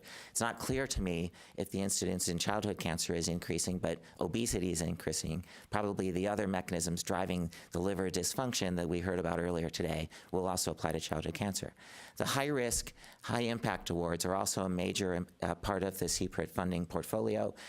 In this past year, some really exciting high-risk two-year projects were funded, and perhaps the most exciting in my mind is thinking about the NMYC gene, which is known to drive childhood cancer. It's thought of to be undruggable, and one of the high-risk awards is to focus on a way to drug that and be able to, that would be a game-changing thing for diseases like neuroblastoma, which were highlighted also as one of the diseases where we have a lot of room to grow. And then core facilities have been very important in CPRIT, and several years ago, CPRIT broadened the opportunities for institutions to seek core research facilities if one was focused on childhood cancer. And in the past year, there are two very exciting cores that I would like to call out. One is a pediatric cancer data core, which happens to be at UT Southwestern, and also a pediatric solid tumor comprehensive data core, which is at MD Anderson. And in CPRIT Reviews Wisdom, they asked the leaders of those two cores to collaborate. And that collaboration has created additional synergies. And these two resources are tackling a major, major problem in the field, which how do we bring the high-dimensional data from genomics to information in the electronic medical record to biospecimens and bring that all in a place so we can analyze it and we can share it so the impact of the knowledge gained here in the state of Texas can be dramatically broadened. CPRIT recruitment awards were highlighted in past years, and I just want to point out two. One for Dr. John Powers at the University of Texas here in Austin, studying neuroblastoma, and Dr. Kenneth Chen, who's at UT Southwestern, who's studying childhood kidney cancer. And they're both utilizing exciting laboratory-based studies to get more into the biology of the disease and lead to therapies. And I can say for a fact, Dr. Chen would be working in Washington, D.C. or Columbus, Ohio, were it not for CPRIT. And so I'm very happy to know that he's here with us in the state of Texas. It's not all about getting publications. It's also about having the research touch the patients. As of now, there are 8 active clinical research studies focused on childhood cancer, which are funded by CPRIT. These do include new therapies for childhood leukemia, kidney cancer, and sarcomas. They also include new insights into cellular immunotherapy, which again is a game-changing breakthrough that I'll mention once again later, and then new ways to implement cancer vaccine work. So, despite the CPRIT's fantastic vision to focus on childhood cancer, and also the success we've had, I'd be remiss to not translate to you some recommendations from our advisory committee. First, we agree with and hope to see continued emphasis on the individual research awards that lead to opportunities specifically for research focused on cancer in children and adolescents, clinical translation work to really emphasize the needs to go from the laboratory into the clinic, and prevention and early detection awards. The HPV vaccine is great, but we think that there are opportunities beyond that to think about other things we could do, especially perhaps in childhood cancer survivors, because we know a new malignancy is also a big risk for having survived a first cancer in children. Our committee feels the core facility support awards have been in some ways game-changing. They've definitely been important catalysts for statewide interactions, generating resources in some cases that help researchers in the state and help researchers nationally or internationally. One recommendation is to consider mechanisms for a core to support clinical trials in pediatric cancer, because as I mentioned, it's not feasible to do a clinical trial at a single institution. There's a mechanism to do it nationally. It would be fantastic if there were mechanisms to do those types of collaborative studies within the state of Texas with support from CPRIT. We feel as a committee it's important to continue the new and established faculty recruitment awards. We are excited about opportunities for additional multi-investigator research awards to continue to be catalysts to support our work. Thinking more about the cancer prevention work, we think it's important recently applaud the fact that there's grants to look at providing services in underserved and rural areas, and having those focused on cancer prevention and cancer control, we think are important. As I mentioned, it'd be nice to expand the portfolio in thinking about cancer prevention beyond HPV, and I think the cancer survivor group may be a case where we could think about early detection of second malignancies or other cancer prevention strategies, and also ways in this space to think about fundamental research offerings to think about how are we going to figure out how to eliminate some of these long-term side effects, and if we don't know what to deliver to the rural areas, can we study what might be the best things to deliver instead of just trying to realize that delivery. We think that it's important to perhaps team up with the product development portfolio to continue to facilitate and encourage new diagnostics and new drug development, especially in the childhood cancer space. It's a place that companies often are hesitant to go. This past year has seen two really exciting examples with the FDA approval of two medications, one a targeted therapy and one cell-based therapy, with the approvals focused on childhood cancer. So I think the larotrectinib story shows that if you have the right drug and the right target, we can eradicate a specific type of childhood cancer, and that could drive the drug development, but it's not the common path that drug companies use to develop it. And we'd like to see continued support for the core facility supports, as especially thinking perhaps as a way to be a catalyst for clinical trials across the state. So this last graphic is supposed to be a sunshiny day. We think that it will be sunshiny. It's much sunnier than it was in 1960. In summary, we applaud, as not being a Texan until 2011, applaud the Texans for having the vision to fund CPRIT and enable us to be able to lead things that are going to be extended nationwide and internationally, and to help change the care of kids with cancer in the state. There have been remarkable advances. I highlighted them before, and we're really on the cusp as a field of continued breakthroughs. And it is sort of a tragic irony that that happens to be a time when NIH funding is so hard to come by to support this. So we hope that CPRIT can continue to support the game-changing childhood cancer research that has already been achieved. Thank you. Thank you, Dr. Skapek. Any questions, members? I have a couple, but Dr. Rice, you can go first. Thank you. Thank you for your presentation and your work, number one. I was interested in that second malignancy question So part A is like, what are the common second malignancies as it relates to childhood cancer? And then B, second question is kind of, are those specifically related to the chemotherapy, the things, the therapeutics that they're getting, or is that a certain propensity to having a cancer that would just be unrelated to that? Yeah, so some of the questions that you ask are fantastic questions, and especially if I just talk about the last part, it's probably an intersection between the underlying genetic makeup that maybe enabled them to get a cancer in the first place, and how that genetic makeup reacts to the types of therapy that were being used. For example, radiation is bad for cells and it can cause DNA damage. If you're using radiation to treat a cancer, that's great, but there's going to be some scatter to normal cells. And how those normal cells respond probably has to do with the underlying genetics. So in answer to your first question, leukemias, brain tumors, sarcomas, especially bone sarcomas, are different types of lymphomas are all common types of secondary malignancies, and the children that they show up in is really coupled to, seems largely driven by the types of treatment they've gotten.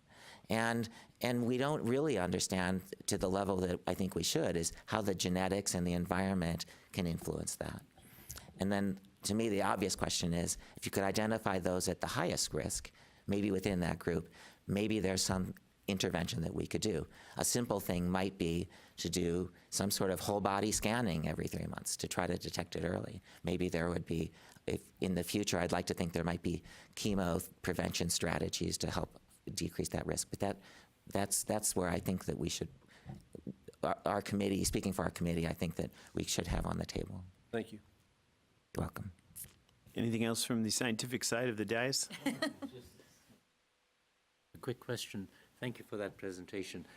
I'm curious about the core facilities development and request for continued support. Where are we at the current stage, and how long do you think it will take to operationalize it fully, given the nature of the population that we're dealing with compared to the adult side of approximately 1.2 million cases per year? We have 14,000 cases. So let me try to clarify. First of all, I can speak to several core facilities that I'm aware of that are focused on childhood cancer. One is a core facility to develop, take advantage of a new cyclotron that can generate new radioactive isotopes, and that can be used to tag chemicals or proteins or antibodies that can be turned into new treatment strategies or can be turned into new imaging strategies. And having that be focused on childhood cancer does enable a team that might not actually ever think about it to be thinking about developing those, and that's ongoing work. Another one which is very exciting is a core that is a collaboration that's led by Peter Houghton at the Greehey Children's Cancer Research Institute, and has a collaboration with other sites, including UT Southwestern, to develop patient-derived xenograft models. So where we can take a childhood's tumor and implant it into an immunodeficient laboratory animal and then have it be able to continue to grow, and it becomes a renewable resource to study that one childhood's cancer. And as we do that, we can freeze them, and they can be thawed and they can be shared, and our goal is to develop hundreds of those models, and I think we're about 70 so far, so that's moving along. And then two other cores that I just highlighted to develop these data commons. When I suggested that we as a community feel like they should continue, it's not necessarily that those cores should continue. So we should, instead of having 5 years to get the cyclotron start, it should be 10. I'd like to perhaps propose that there should be an opportunity for them to perhaps compete to justify continued funding. But there are other cores that we could envision, and I would like to think moving forward that we could continue to have that opportunity. Scientists are all done. How about the lay side? I have, following on Dr. Patel's question, does the information, the collaborative repository of information, does that include children as they go through life when they become adults? In other words, is there a repository of secondary effects in this group? In the big vision, It would be yes. Yeah. I mean, that we would be able to collect that information. And one of the, I can speak because I collaborate with her, Yang Shi, who is the PI, the recipient of the Pediatric Cancer Data Core, UT Southwestern, has already developed mechanisms for a couple of adult cancers where it is dynamic. You can have a patient information about the tumor, the patient, in a place that, and then what happens over time, and have all that information that can be put together. So you can then, if you have 100 patients or 1,000 patients, you could be able to begin to study what happens to these, why these get heart failure, what's different about those. And it's not just looking at one by one variable, but in the big picture, you have the whole shebang. Right. You have all the information that's in the electronic medical record. You have all the genomics data, all the pathology data, digital imaging of the microscope slides. So it would be something that would be dynamic and collected. That's a long-term problem, obviously. Right. We think I know Yang feels like by building this in Dallas, she'll develop a model that could be shared with other pediatric cancer programs around the state. Mm-hmm. So first of all, there could be sharing of access of that information. And also, perhaps the children's hospitals in San Antonio and Austin and Texas Tech will want to model the same thing without starting from ground zero to writing the code and figuring out how to do it. Thank you. I just have a short question. Why is the MYC gene thought to be undruggable? So that's a great question. I specialize in some of the cancers are driven by, many cancers we know are driven by mutated genes that encode proteins that have different functions. The places where they've been most easy to drug, the protein acts as an enzyme. It's a measurable biochemical activity that can be blocked. MYC and a number of other cancer-driving mutations are genes that are called transcription factors that bind to DNA, increase the expression or decrease the expression of some key genes that move ahead.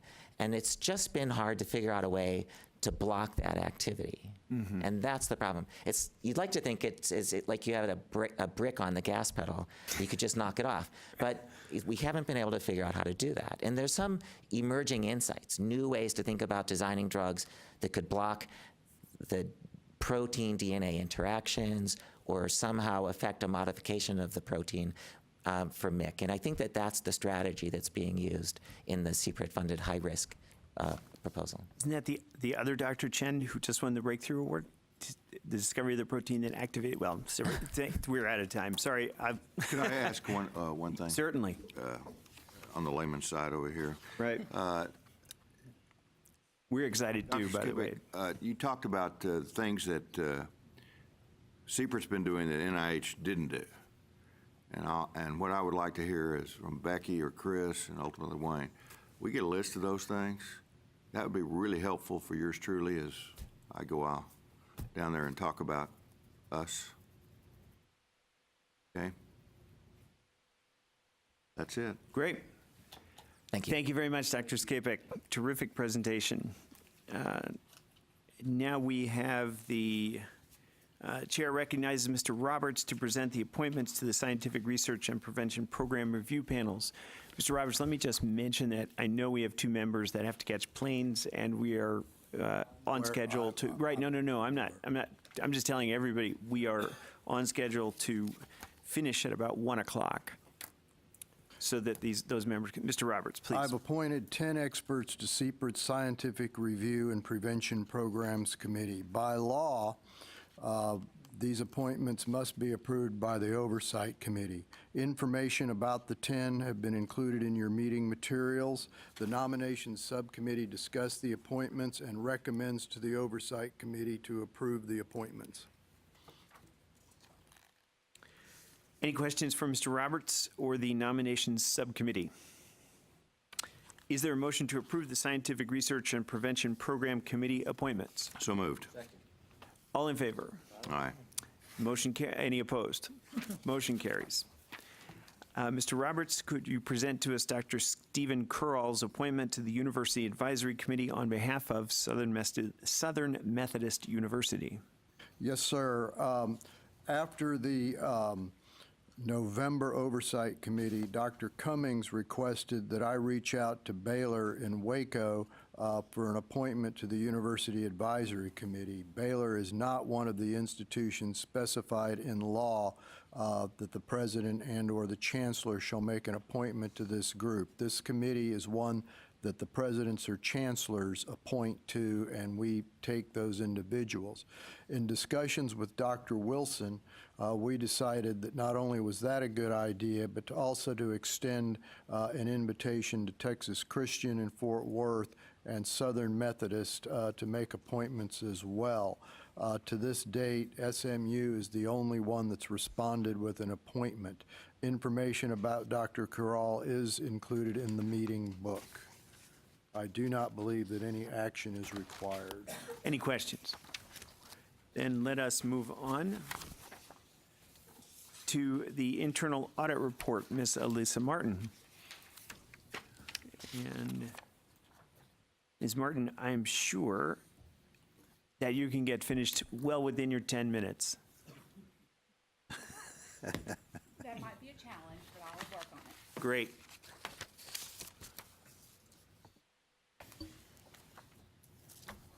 Good afternoon. Section 10 of your materials, can you hear me?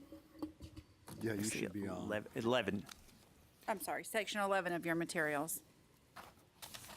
Our internal audit plan conducted for this year to be conducted included 2 internal audits and a follow-up procedure for findings from the state auditor's office, along with other follow-up audits in order to close the remediation for prior year findings. I'm happy to report that we have substantially completed our internal audit procedures already. Our initiation was to try to complete the audit procedures prior to session, and so we have 2 audits to present to you. You can look on page 11-1, the summary. The 2 audits for this year were state reporting and budgeting and planning. Within those 2 audits, the reports are presented for you in your package. On page 11-18 starts the full report for our state reporting internal audit. I will turn you to page 11-23, which is a very short summary of the audit scope and conclusion. We did audit the process for which the CPRIT files and submits state reports. So that's the identification, accumulation of records, and completion of all required reporting. We are happy to state that in both objectives, we ended up with a strong rating and only 2 low-risk findings related to all of our procedures. The full report is available for you to review, and I'm going to move to the next internal audit report. The next internal audit report was over budgeting and planning, apropos, going into this year. And that full report starts on 11-4. I'll point you to 11-9, which rolls to 11-10. That shows the scope of our procedures. And this truly is the budgeting process for which CPRIT uses to plan the organization and align with the strategic plan, as well as report for the Legislative Budget Board. We performed all of our procedures, and there were no findings. No findings against any of our procedures, and we have issued a strong report. So we will be asking for approval of those 2 reports. In addition, you have a completed internal audit report that is a follow-up to an audit that the state auditor did in the fiscal 18 year. So the state auditor audited performance measures. That report starts on page 11-33.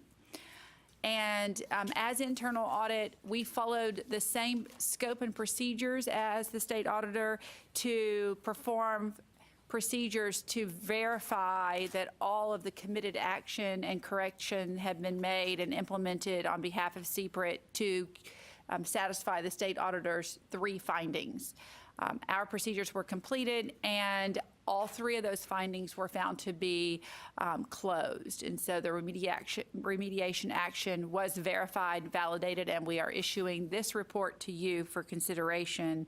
The summary of closure is on page 11-37, and with approval, then this can be shared with the state auditor's office. So a lot of activity, the outcome of which is very positive on behalf of our audit results. I don't want that to, I want to be able to celebrate that from an internal audit closures perspective, and all three of the committed audits have been completed so far this year. Moving to the follow-up procedures on page 11-2, we will continue to work with CPRIT to complete follow-up procedures on prior internal audits that had open findings. There are only 4 of those, 2 of which are happening as we speak now, and that is the post-award grant internal audit. There was 1 finding, and the procurement and P-card audit where there was only 1 finding still open.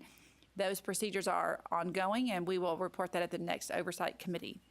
In addition, in April, we will perform procedures to validate additional corrective action over information security and our prior communications internal audit. And that we will report to you also in the summer. And so in closing, on page 11-3, we track our internal audits that we have completed, along with any findings that were the output of those audits and the closure rate of the findings.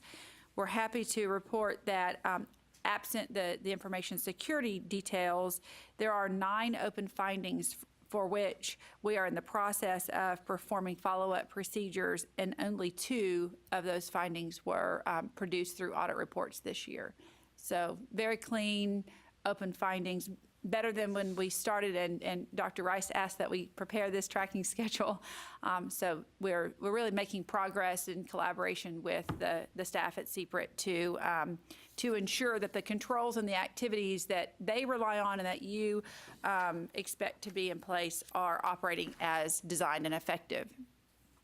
And that concludes my comments. Ms. Martin, pardon me, I forgot to recognize Mr. Graves, who is also here from Weaver. Thank you very much. Also, thank you to Ms. McConnell and Mr. Burgess and all those who participated in the audits. It can be a grind, but it is very important. Members, any questions for Ms. Martin? The Audit Subcommittee has recommended that the Oversight Committee approve of the internal audit and follow-up reports.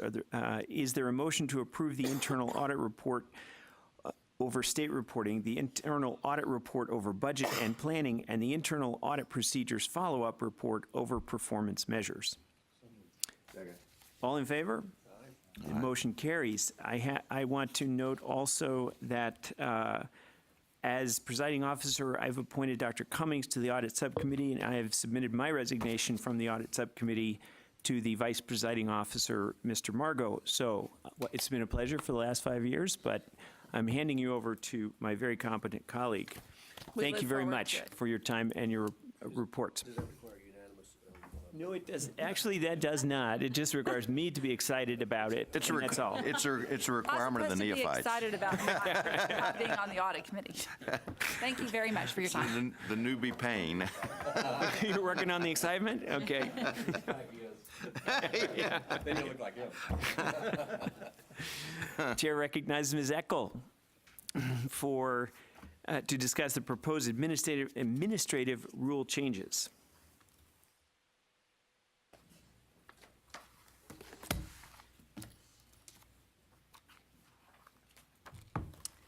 Thank you. The rules are located behind tab 12 of the meeting book. And as usual, we have rules presented for final adoption as well as new proposed rules. So first off, the final order from rules that were presented to you in November. Those were published in the Texas Register, and CPRIT did not receive any public comments, so they'll be adopted as they were published in that Texas Register. And if there aren't any questions about those, I'll move on to the new set of proposed rules, which affect 3 sections in Chapter 703. The first one being in 703.6, which relates to due diligence specifically, and it allows for the option for the Product Development Review Council to perform business and operations due diligence. Product development applications that reach a certain stage in the applications process go through the additional step of business and operations due diligence, as well as intellectual property due diligence.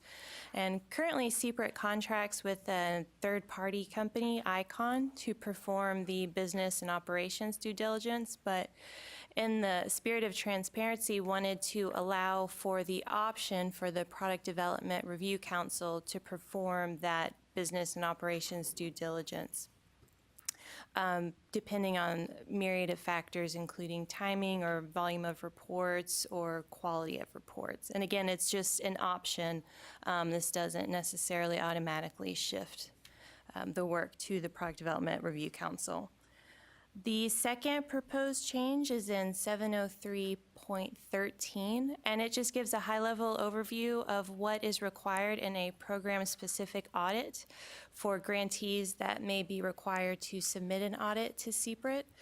Those grantees that have expended state funds of $750,000 or more are required to submit an audit, and the program-specific audit is one of those. So just giving them clarification for that audit. And last proposed change is in 703.26, and it clarifies the list of unallowable grantee expenditures to include fundraising and tips and gratuities.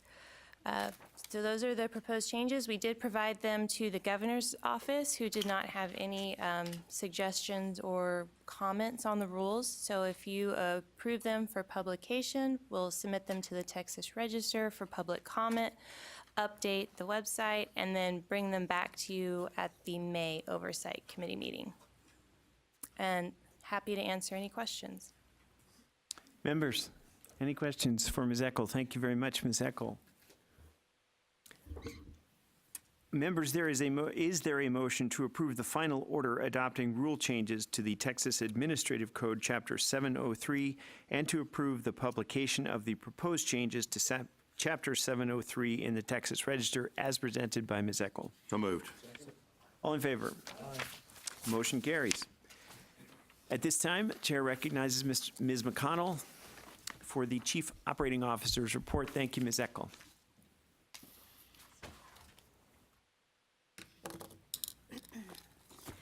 Good afternoon. I'll be brief. You have my report under tab 13. I will point out that I left a dangling sentence in the first paragraph that our chairman caught, and it should conclude that the bulk of the obligations in our operating budget are for contracted services.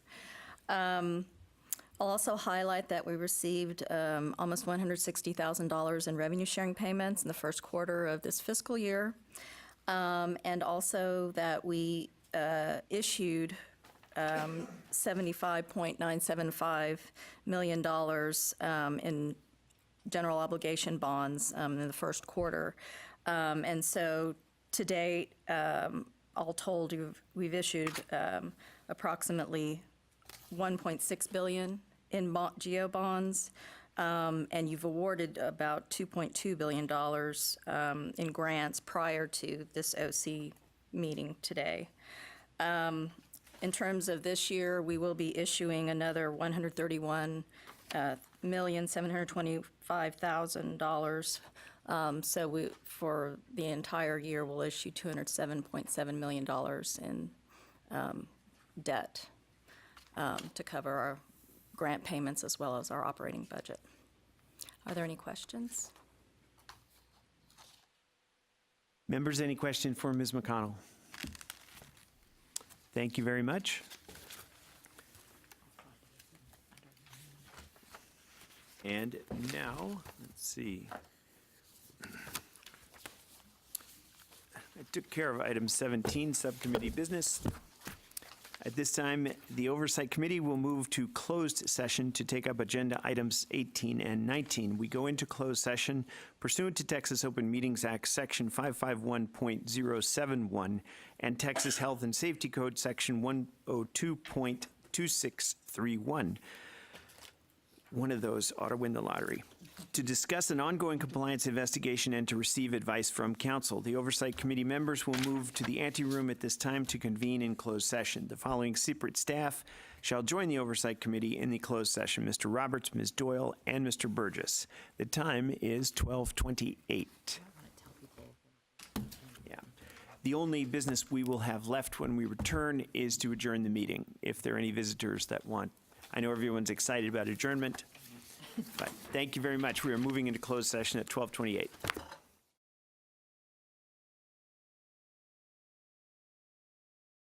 The Oversight Committee is reconvening at 12:58 p.m. Members, is there a motion? Is there further business? If not, is there a motion to adjourn? Second.